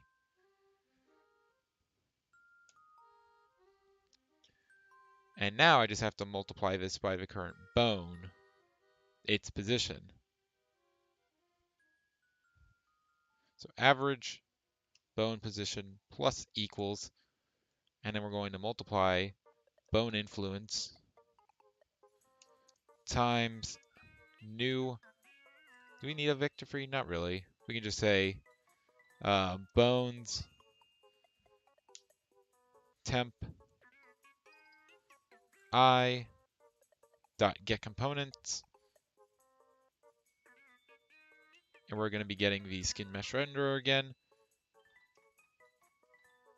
And this time we're going to be saying dot bone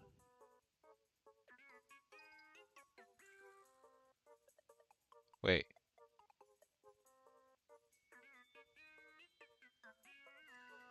Okay, sure. Bones and then j dot. And this gives me a array of transforms, so I can just say dot position. There we go.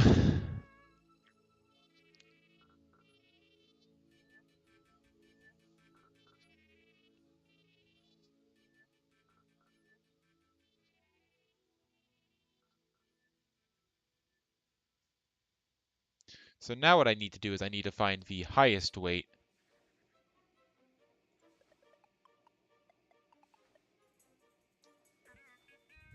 And the way I can do that is a int highest bone weight.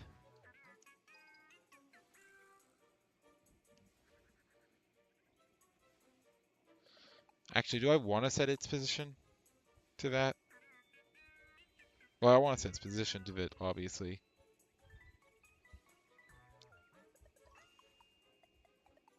Yeah, I guess I do want.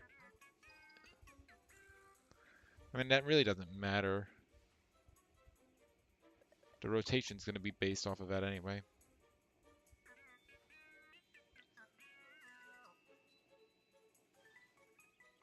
So I'll have highest weight bone.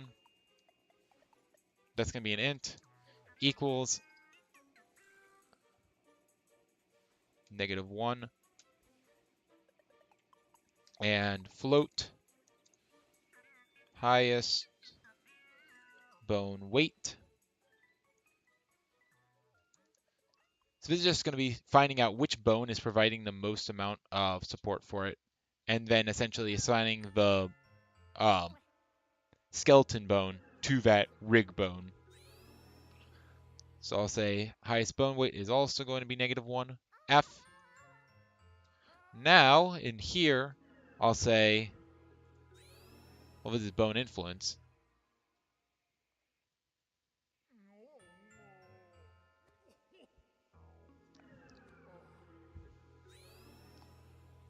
So what I can say is here, if bone influence is greater than highest bone weight,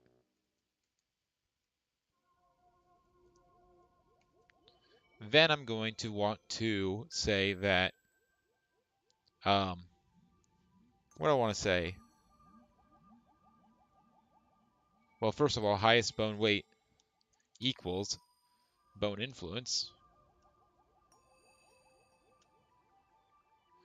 And highest weight bone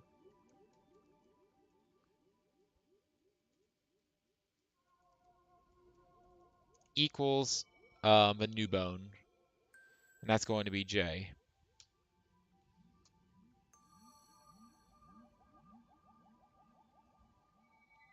What do you mean highest weight bone doesn't exist? It's literally right here. I think I might have... I spelled it wrong like an idiot.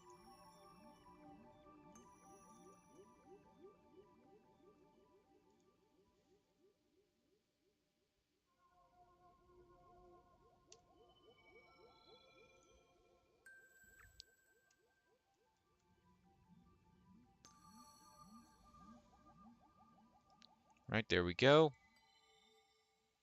Now, what I can do is this. Transform.position is equivalent to bones temp.getComponent.skin mesh render, not the root bone, but bones highest weight bone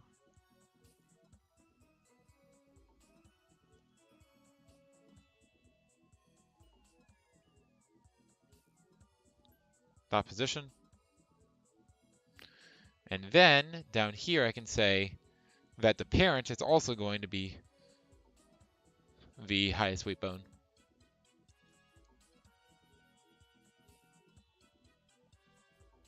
Wait.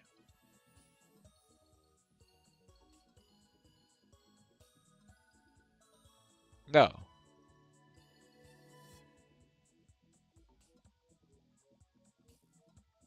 This is average weight bone or average bone position.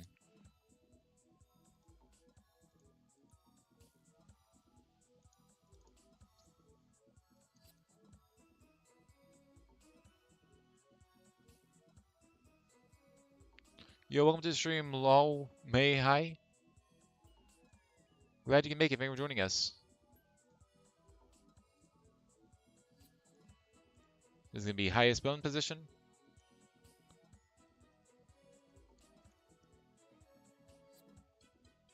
Or weight, I mean. Whoops.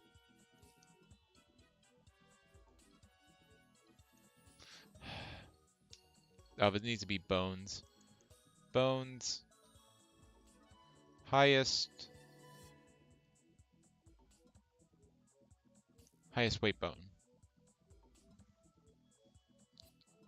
Why are you spamming random things, Lol May Hi?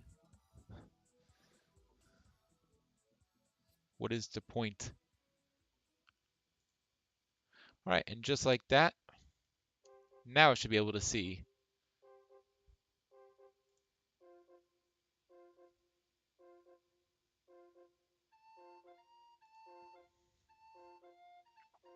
Let's see what it looks like. So we have, let's say, this. Clavicle. Definitely not in the right place. Okay.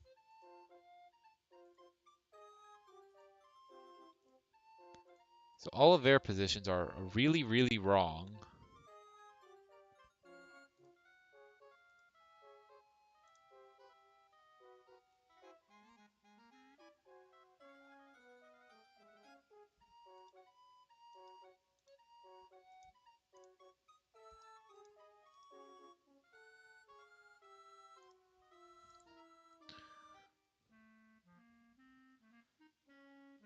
So I'm not sure exactly why that happened.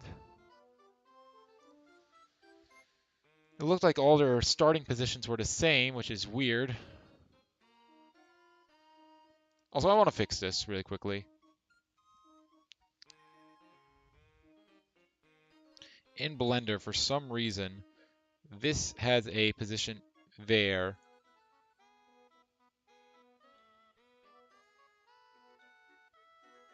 Wait, is it, what's it apparent to? That has a thing from there to there. That one does too. This does not have one of those. Its center is there.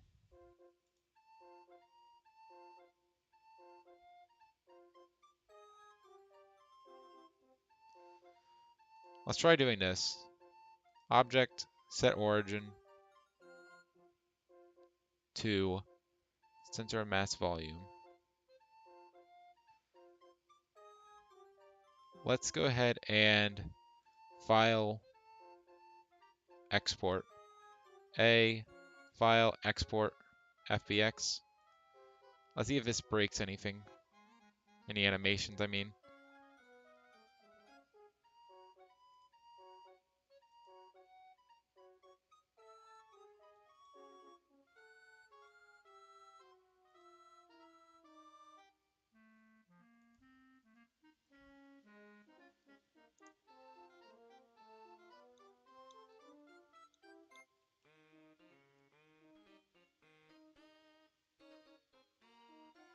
Looks like it's okay.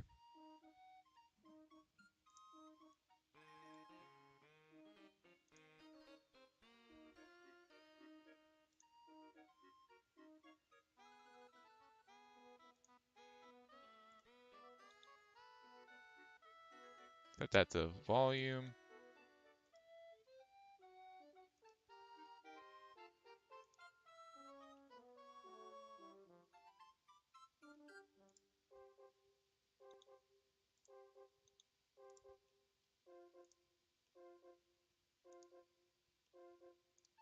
Let me go ahead and check out the animations, make sure they still look okay. They should.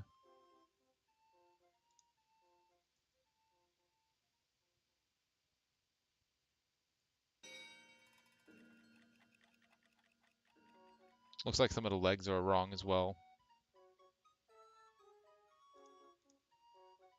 Yeah, animations still look okay.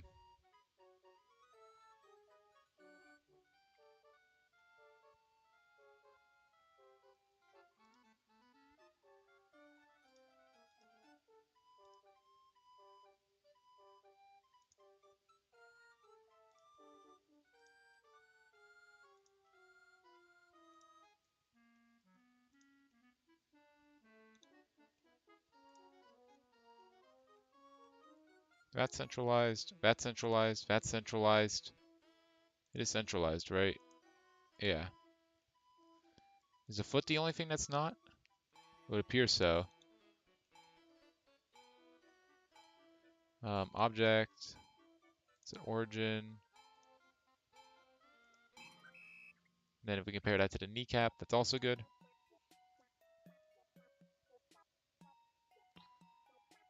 File, file, export, FBX.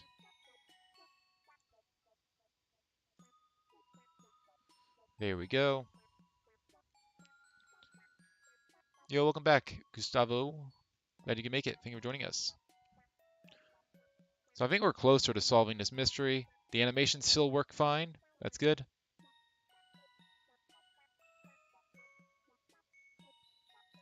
All right, he just disappeared. Sure. Yeah, what's weird is this is here, but the parent is underneath. Why? I don't know.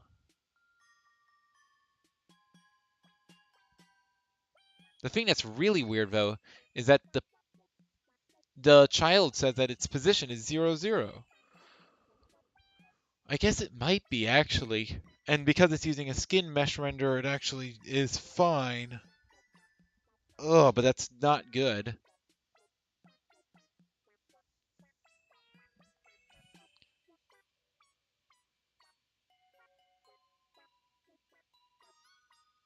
Hmm.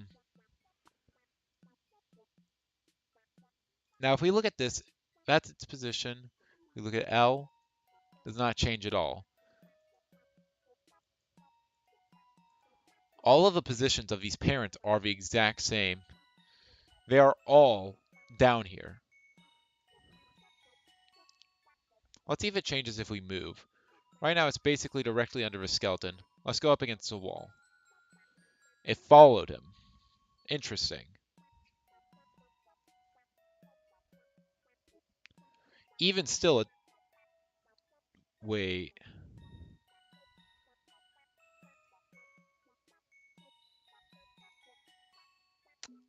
I think I might have just figured it out. They're all underneath spine 1. I think this is because, and I think it's really stupid if it is. I think when I said look under all the bones, it didn't look under all the bones. It looked under the one top bone. As such, it has 100% of the vote.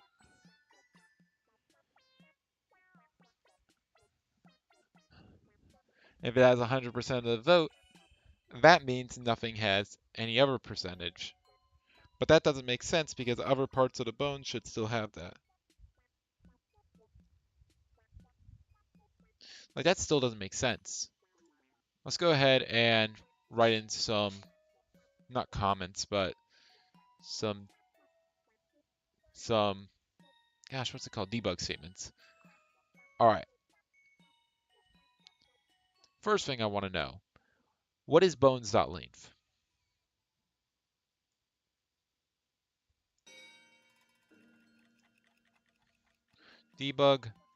Debug.log bones length.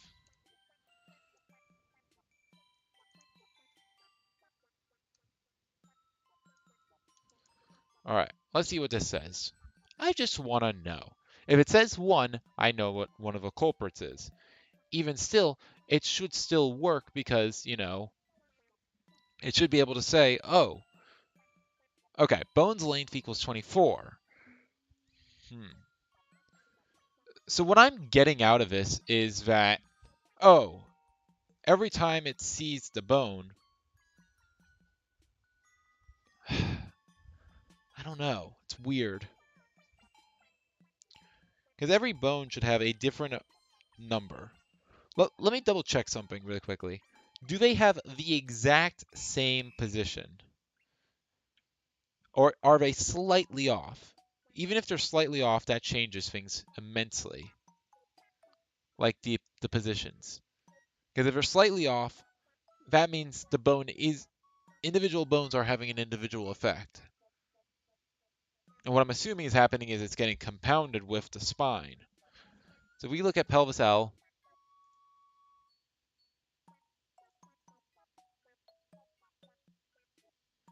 yeah, it's changing, it looks like.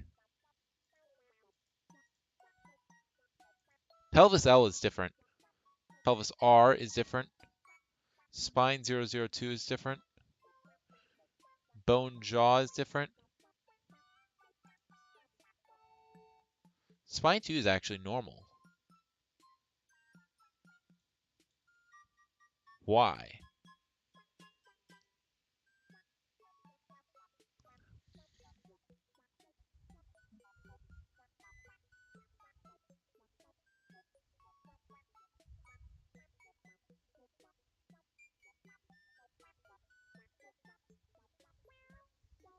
Pelvis L, to be honest.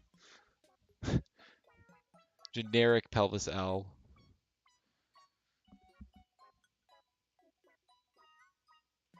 First of all, so where is pelvis L? Pelvis L is where you'd expect it to be. Gosh, I hate this stupid camera.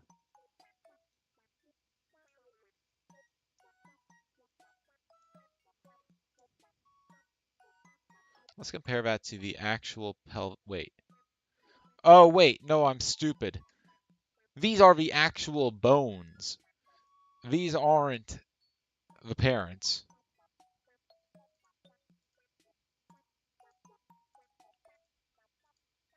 Never mind, I was being stupid. Those were the actual armature bones.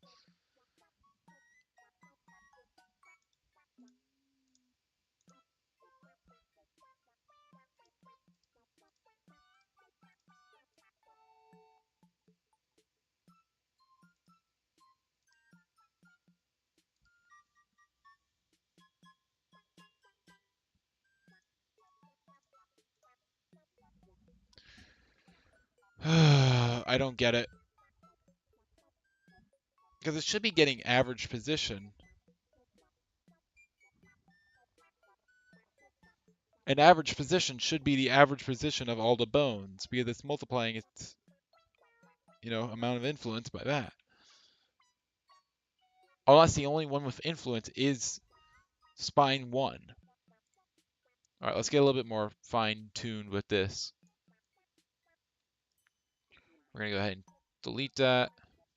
And now we're going to put this in here.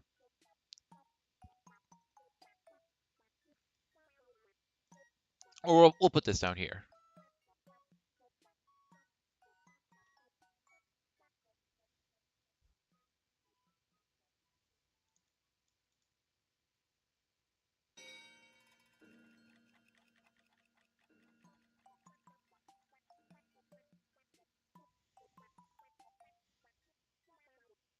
Actually, Let's just see this.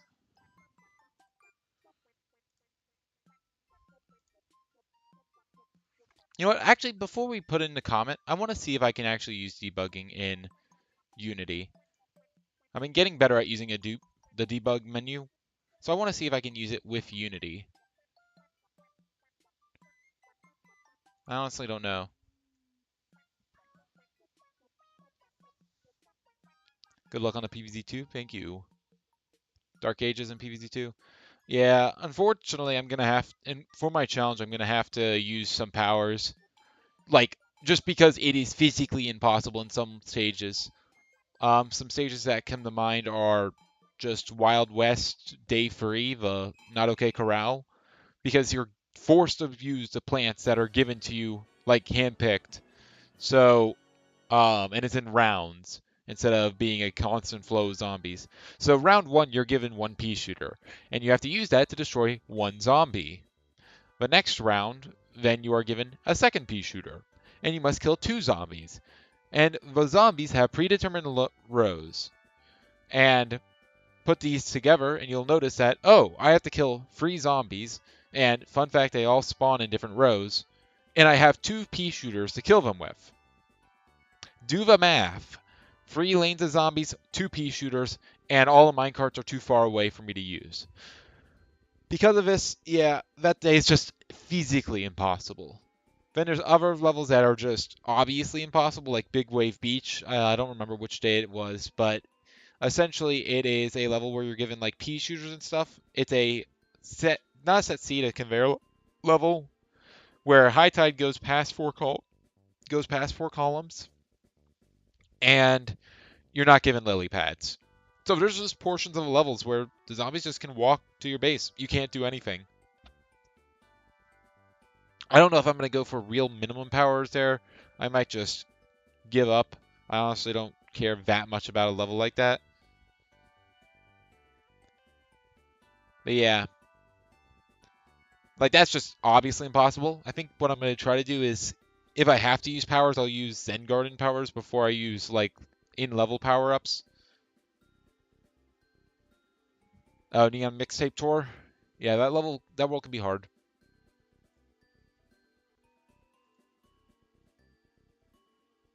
All right, let's see. Can I actually use the debug features with Unity?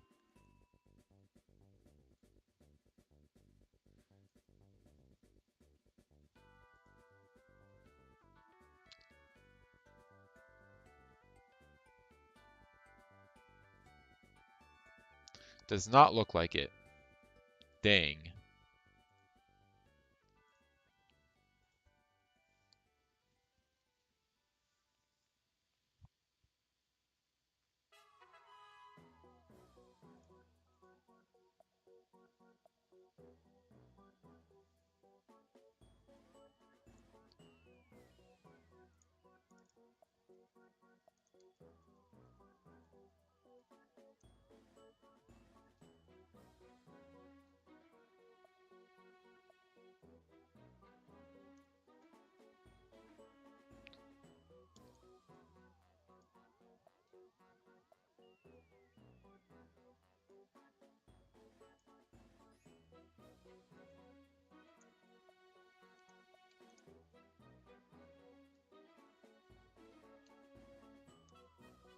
Now we're gonna say Dark Ages was the hardest.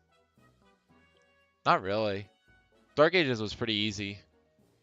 It is their Gargantor level is impossible though, I think, because there's graves that are behind the 4th column, and I don't think you're given anything that can deal with it. You're playing Hollow Knight now? Nice. I've never played Hollow Knight. I've heard it's good though.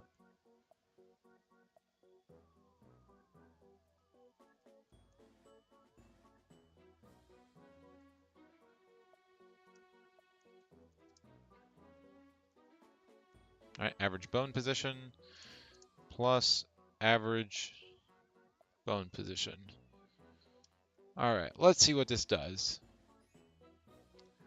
This should give us a lot of information.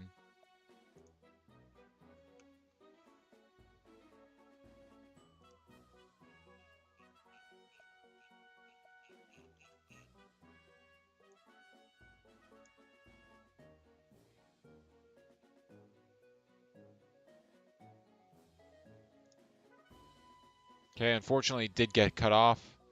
I'm going to go ahead and remove the new lines.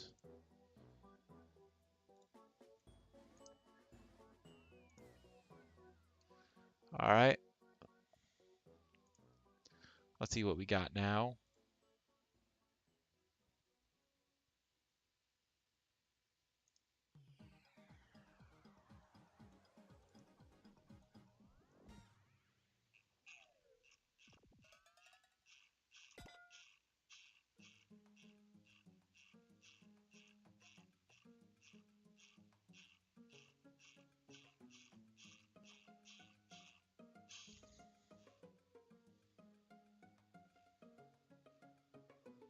So 0, bone influence 0, average bone position 0, 0, 0. What the hell?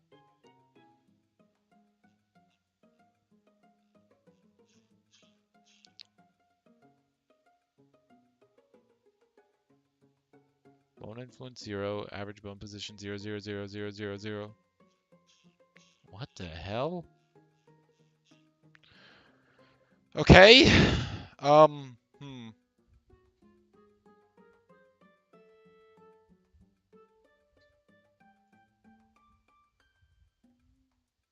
Well, that's interesting. So much. Puff shroom. Puff shroom, no. I don't know. I don't really remember Dark Ages that much, but I don't remember it being that bad. I hated, like, Frostbite Caves way more. I don't know. So yeah, I don't know why this... So apparently I'm just not having any bone influence. And that would explain some things. Because right now, I have my highest bone weight bone as -1. My highest bone weight as -1. So what's happening is you have bone influence become 0, I guess. Then average bone position is 0 as well. Or average bone position gets added to it. Um, the bone influence, which in this case is going to be 0 times. Well, that also doesn't make any sense.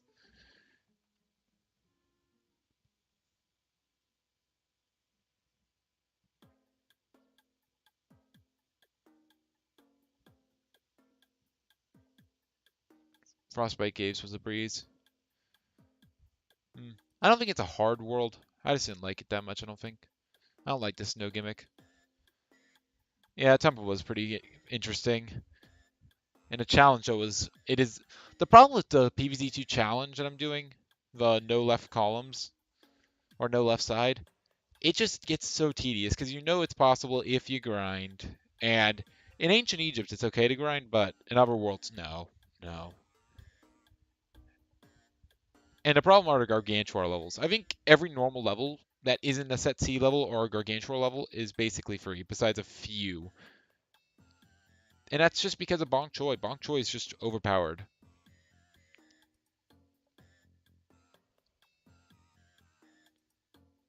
Alright.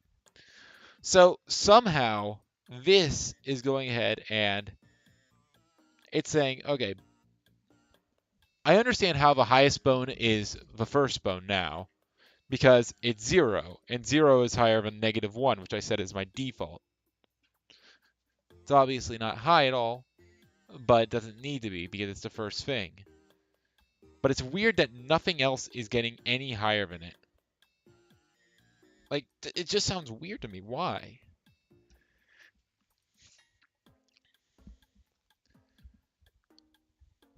Also, I guess, yeah, average bone position is going to start off as 0, 0, and because everything else has a bone influence of 0, that means it's just going to be 0, 0.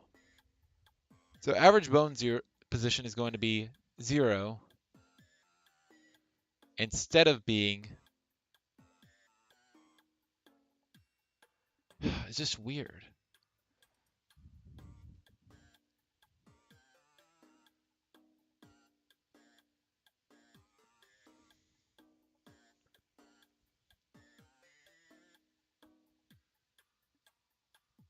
red pellet flower guy from the Temple World. A red stinger. And the lightning reed. Yeah, lightning reed's pretty good. Not so much in my challenge. I, I'd say Bong Choy is probably just the best in my challenge. Avoiding premium plants.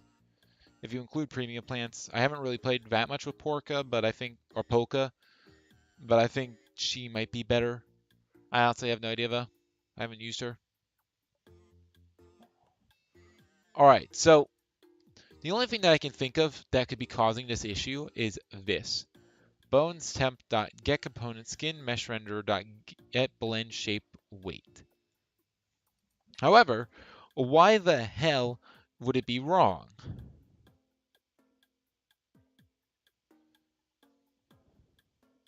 Returns the weight of a blend shape for this render.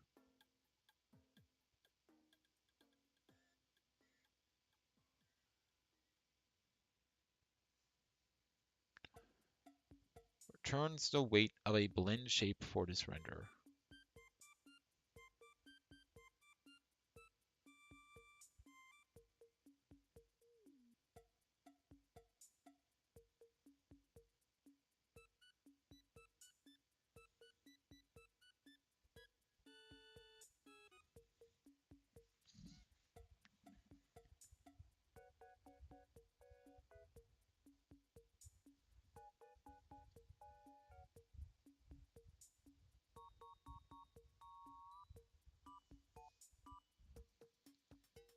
Primal bacon?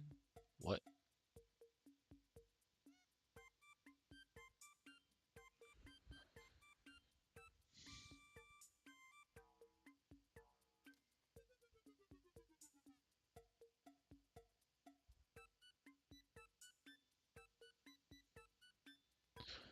Something I'm noticing right now is this. Int index. Is that I initially interpreted that as the bone that I was trying to see how much weight was on. But technically you could have over 100% of weight on a bone.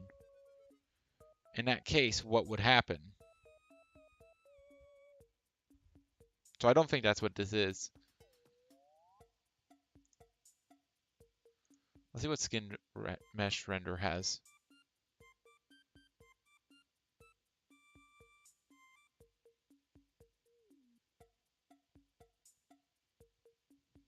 Vertex buffer target, that might be it.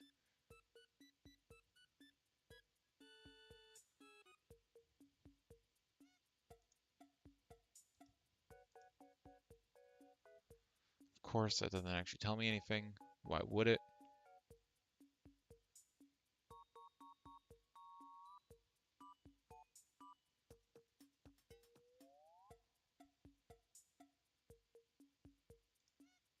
Retrieves the graphics buffer.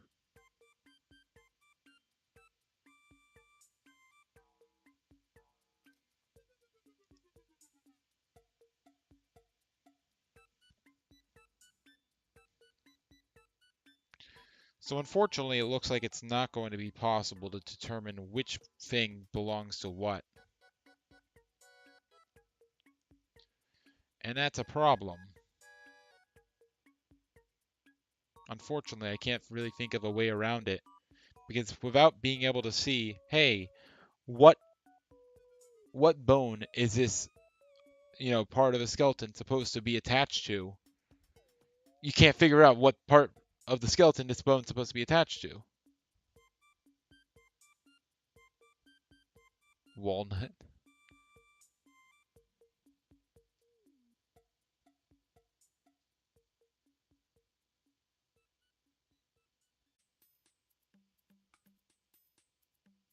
Actually, what's this? Specifies whether skin motion vectors should be used for this render. Okay, nothing useful.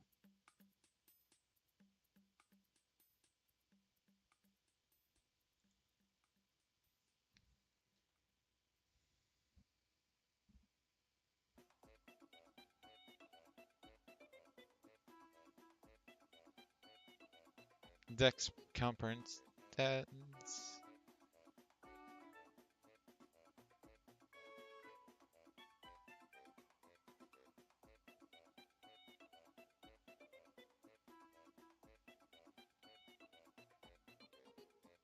Copy count.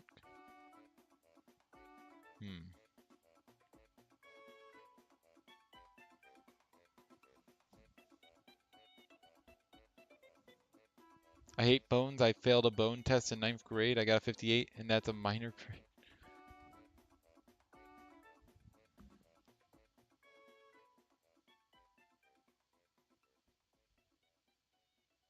All these are void. None of these return anything.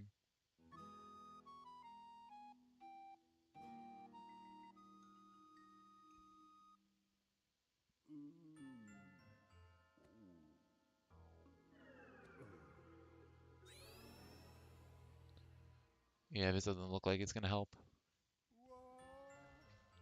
Okay. Unfortunately, this puts a really big wrench in my plans. As such, I'm gonna probably have to use a hack. Unfortunately, it doesn't look like there's any other way. So what I'm gonna probably do is, um, well, first of all,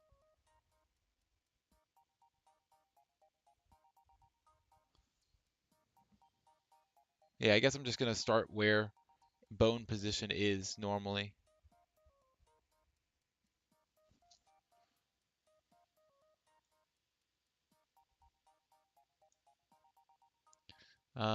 Yeah, I'm just gonna delete this.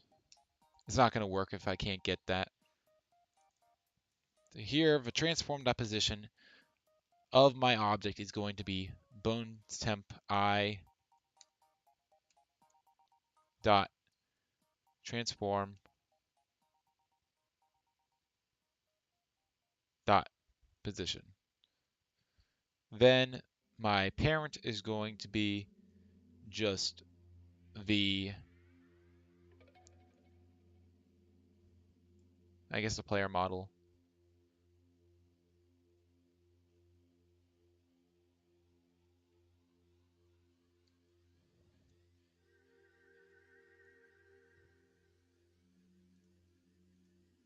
Player model dot transform.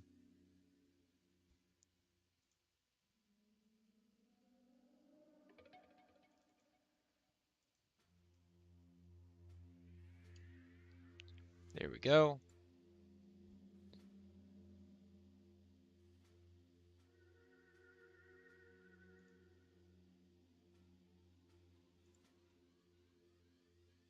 And yeah, he falls through the floor. That's fine.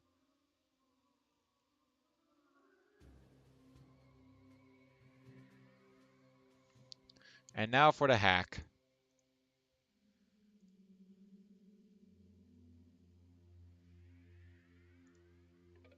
I guess I do kind of need to do this. For each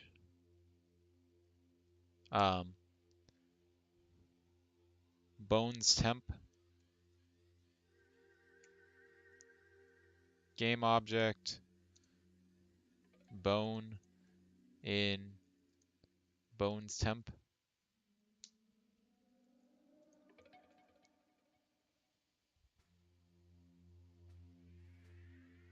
And I'm going to create a average position.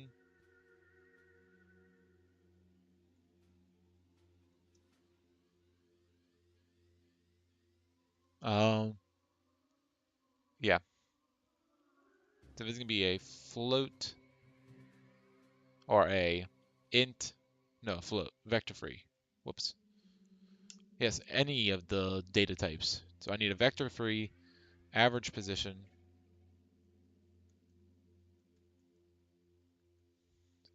Average position equals new vector free.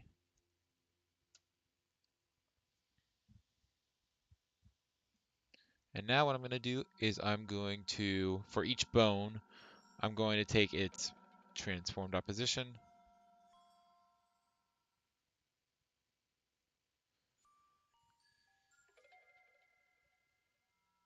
To average position plus equals bone dot transform dot position. Then after that, I'm going to go ahead and say average position divided by. I only really care about the x and yeah, just the x and I guess z position. For z position should be 0 though. Yeah, so z I can leave as normal.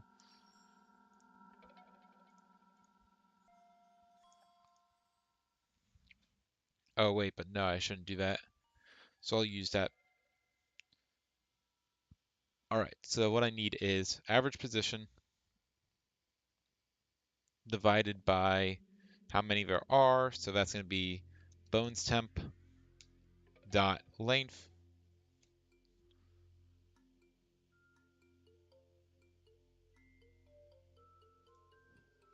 divided by equal by. Now, average position is a vector free, but I want to make sure this is a float. So I'm going to cast this as a float.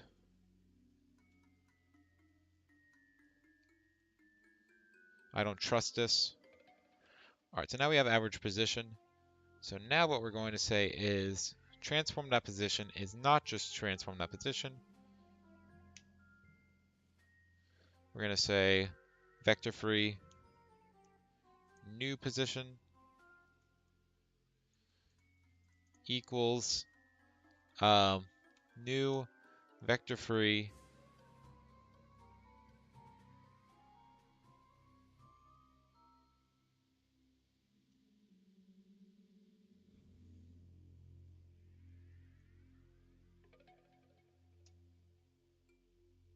and then we're going to say inside the vector free we're going to say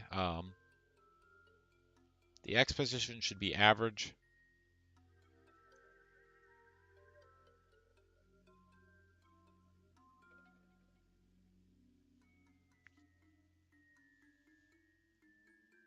Dot x. Then the y and z should be the actual positions. So it's going to be dot y, and then this is going to be dot z.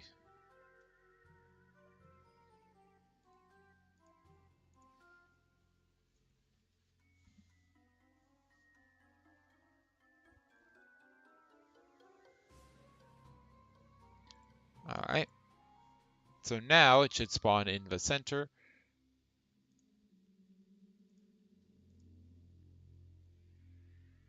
Which will be pretty nice.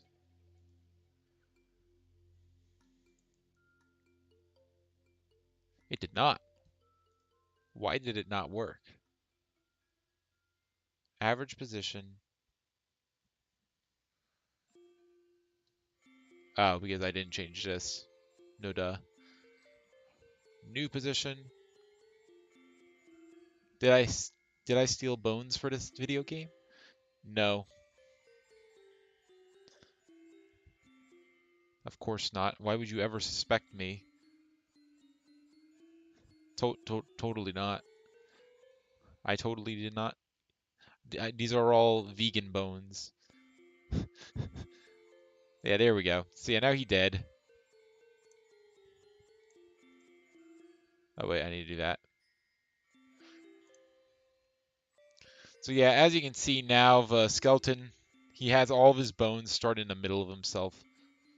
Unfortunately, it's not quite what I had in mind.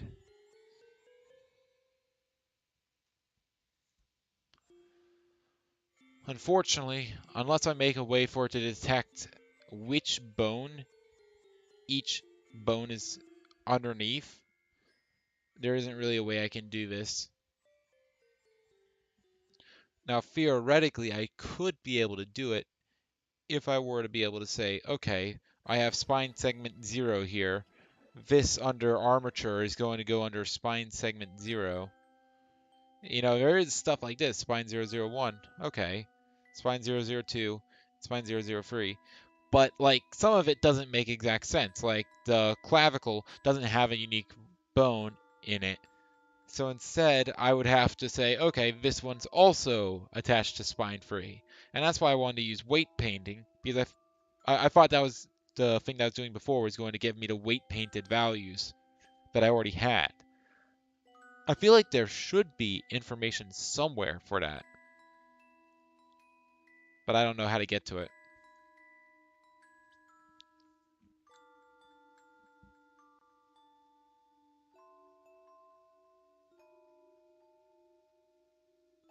You don't know what the clavicle is? The clavicle is this bone right here in the front of your rib cage. No, that's the sternum. I'm dumb. Clavicle's up here. This is the clavicle.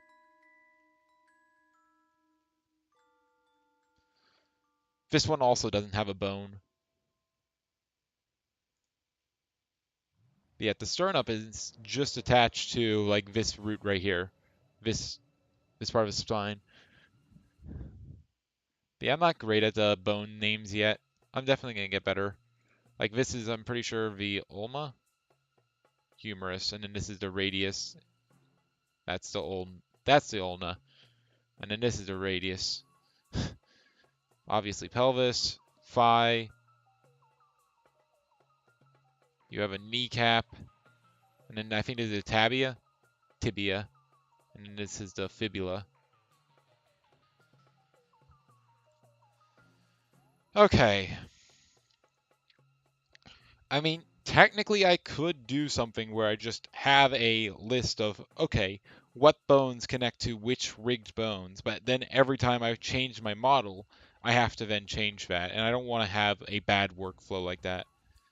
That's really why I was trying to do this procedurally, but I don't think it's going to be possible unless there is a way to detect how much of a weight paint there is.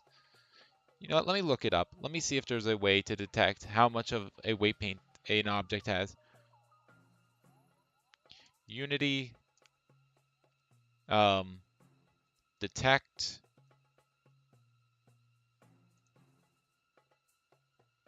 which bone of an armature, a mesh, a skinned mesh most connected to.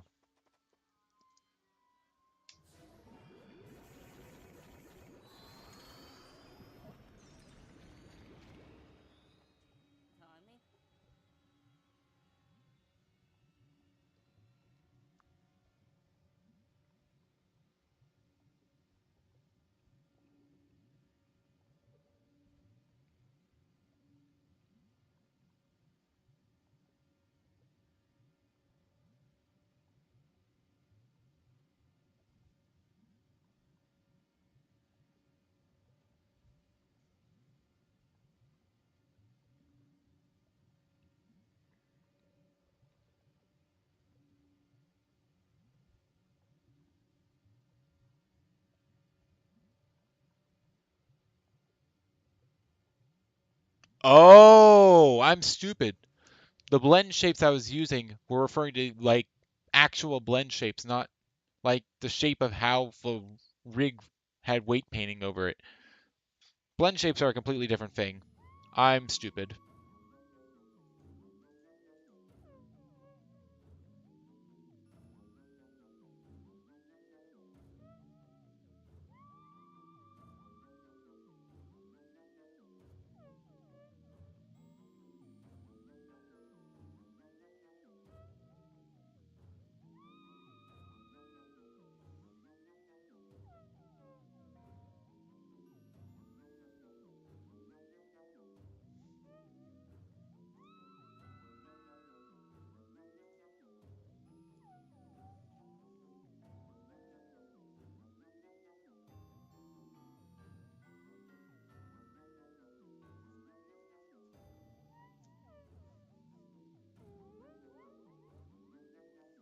Okay, I think I can do this. I was looking in the wrong spot before, and I think I can figure it out. Unfortunately, it's going to be annoying again. Hooray. I want to get this done, though. So we're going to do this. Let's go ahead and back this up a little bit.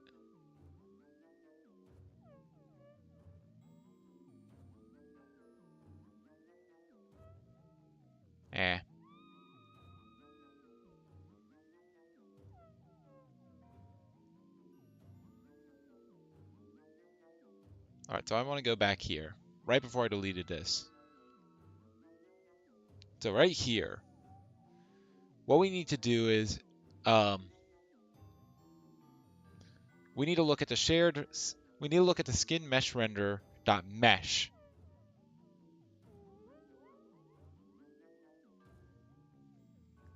And then we're going to use bones.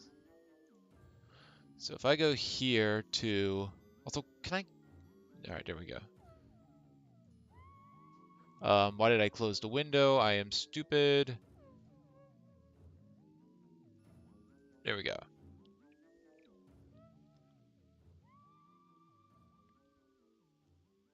If I go back to shared mesh, public mesh.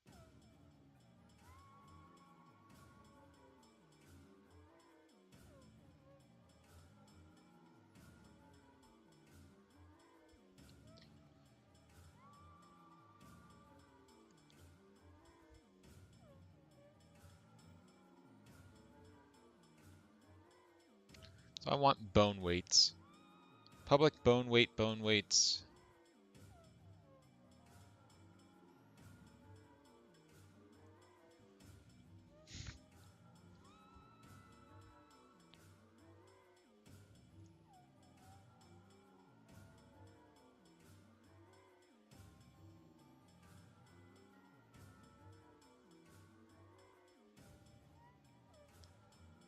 All right.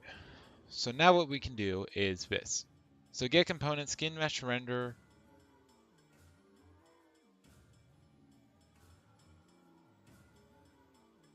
All right, so first thing we're going to do is we're going to get bone weights.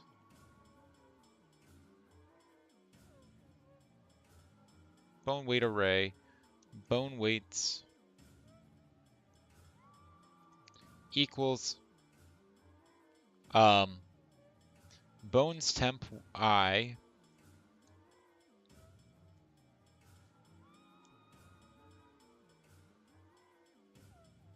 dot get component skin mesh render, and then we're going to get the mesh, shared mesh, and then we're going to get dot bone weights, and now we have bone weights. Now what do the bone weights look like? That's the real question.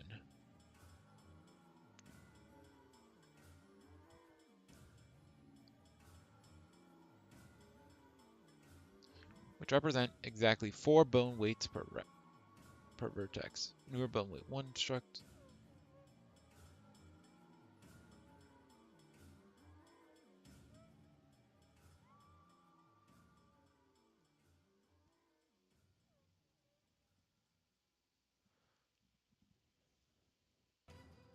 Can I use bone weight 1s?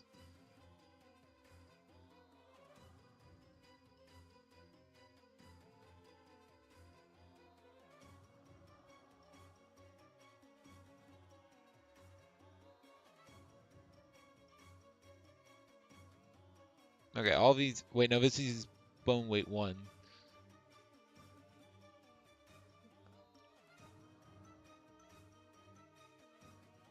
This also gets bone weight 1s.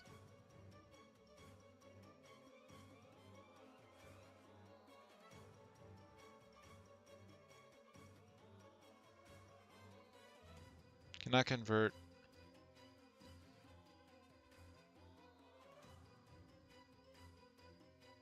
Okay, yeah, that's using collections. I don't know. Whatever, we'll just use bone weights. So now what I want to do is I'm going to add up all these bone weights.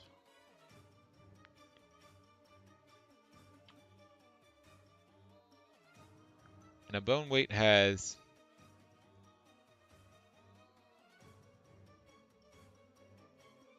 a weight 0, weight 1, weight 2, weight 3.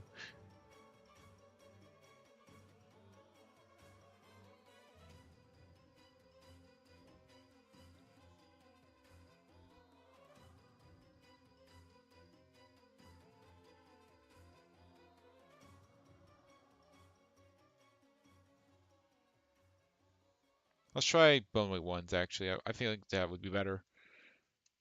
Then I have to add less things. And it actually doesn't really matter for this, because this only has to happen once at the beginning of the thing.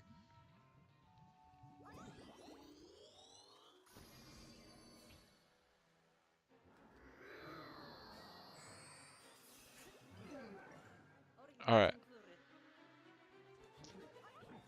So what we can do is this.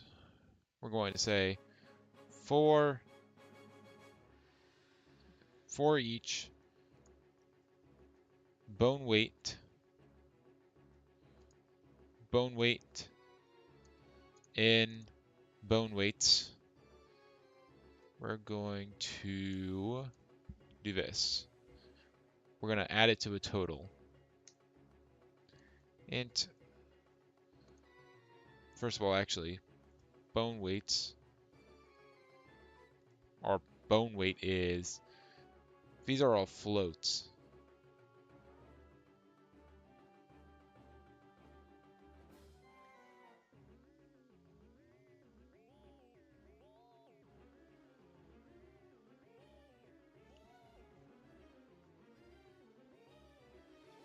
I'm not sure what bone index 1, 2, and 3 are.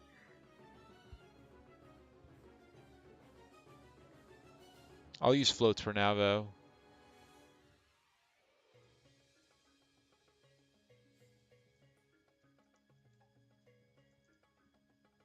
So float total equals 0.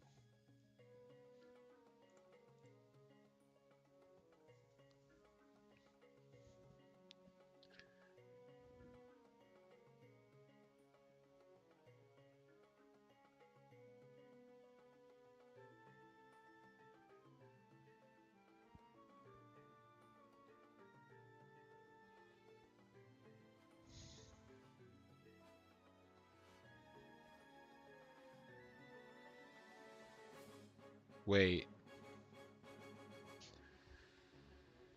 That's giving me everything. All the bone weights. So is that giving me 1 bone weight for each bone there are?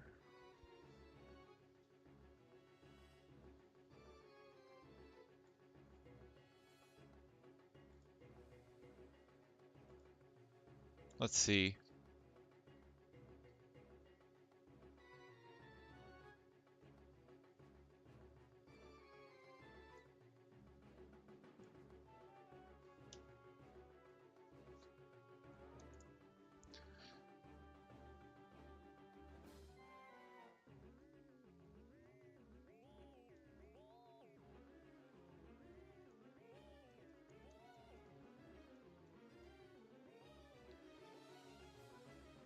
This should be like 23.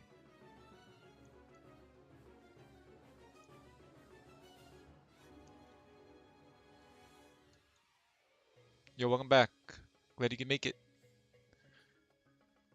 I think I'm on to something with this, but it's just a little weird.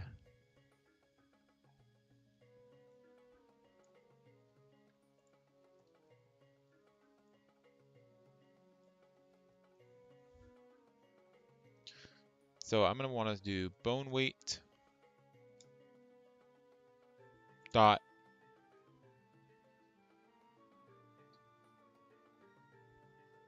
weight 0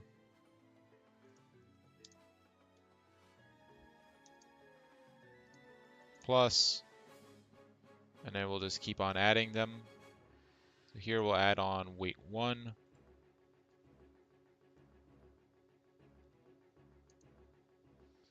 And we're going to add on weight 2. Then it's going to be weight 3. Then this is going to be dot bone index 0.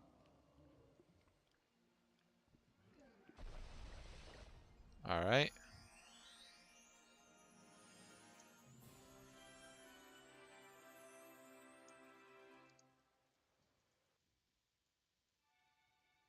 This is going to be 3. This is going to be 2.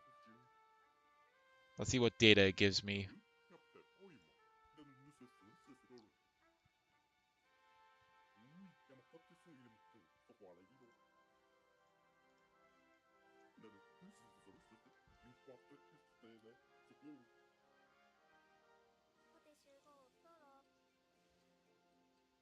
Let's see what this gives me.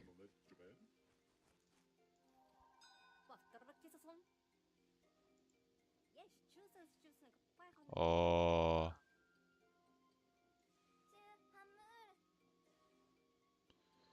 Okay, so it would appear that something is broken.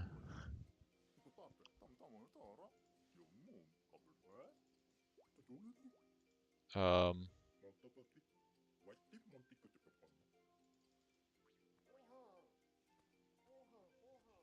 so it actually did work, but yeah.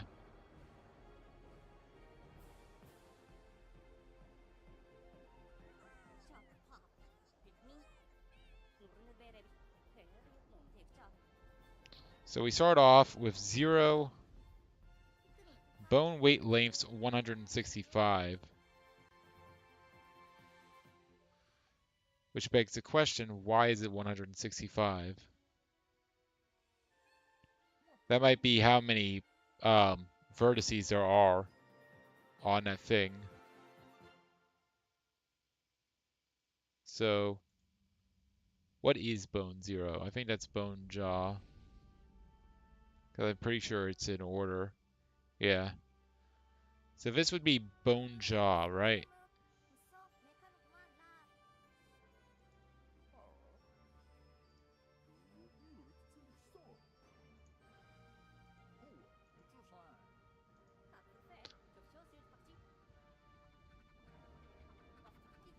So let's see. Um,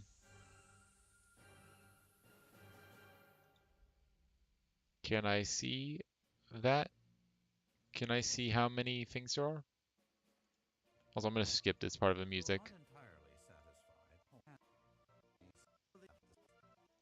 I'm not. I'm not listening to the. Or I'll listen to the credits music, but I'm not listening to the outro music. That's dumb.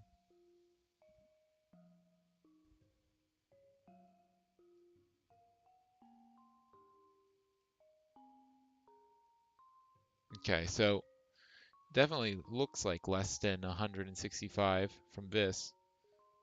Then again, it's being subdivided how many times? It's being subdivided once, which should mean that this is. We can just test it.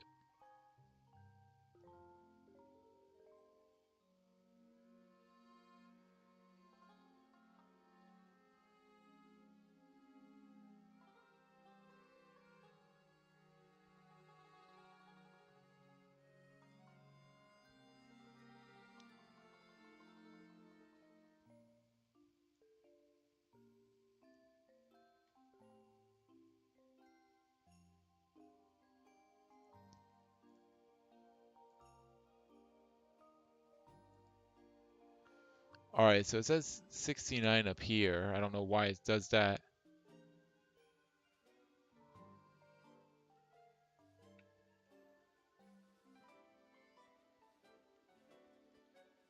Undo. I want to make sure I don't lose that. All right, so I don't know. Which is the best Paper Mario? Probably Super Paper Mario, in my opinion. All right, so there has to be some way to see how many things there are. How many vertices there are.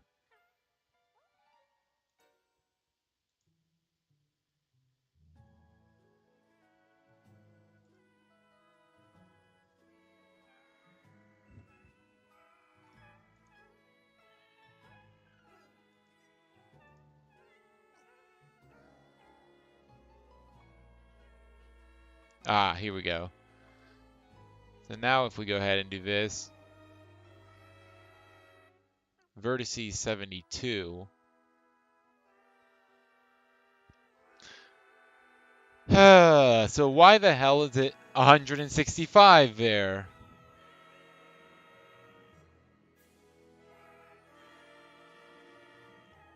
I guess it's just feeling silly or something.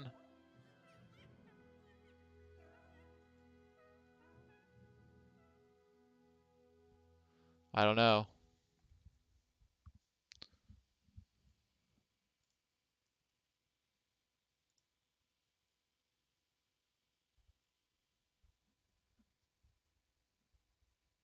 Importing assets. Okay, it looks fine to me. Yeah, I honestly don't know. I'll have to figure out how to use bone weights next time. But I think that's going to end it off here. I'm going to probably sleep. Maybe. There is a chance of that. So with that, I'd like to say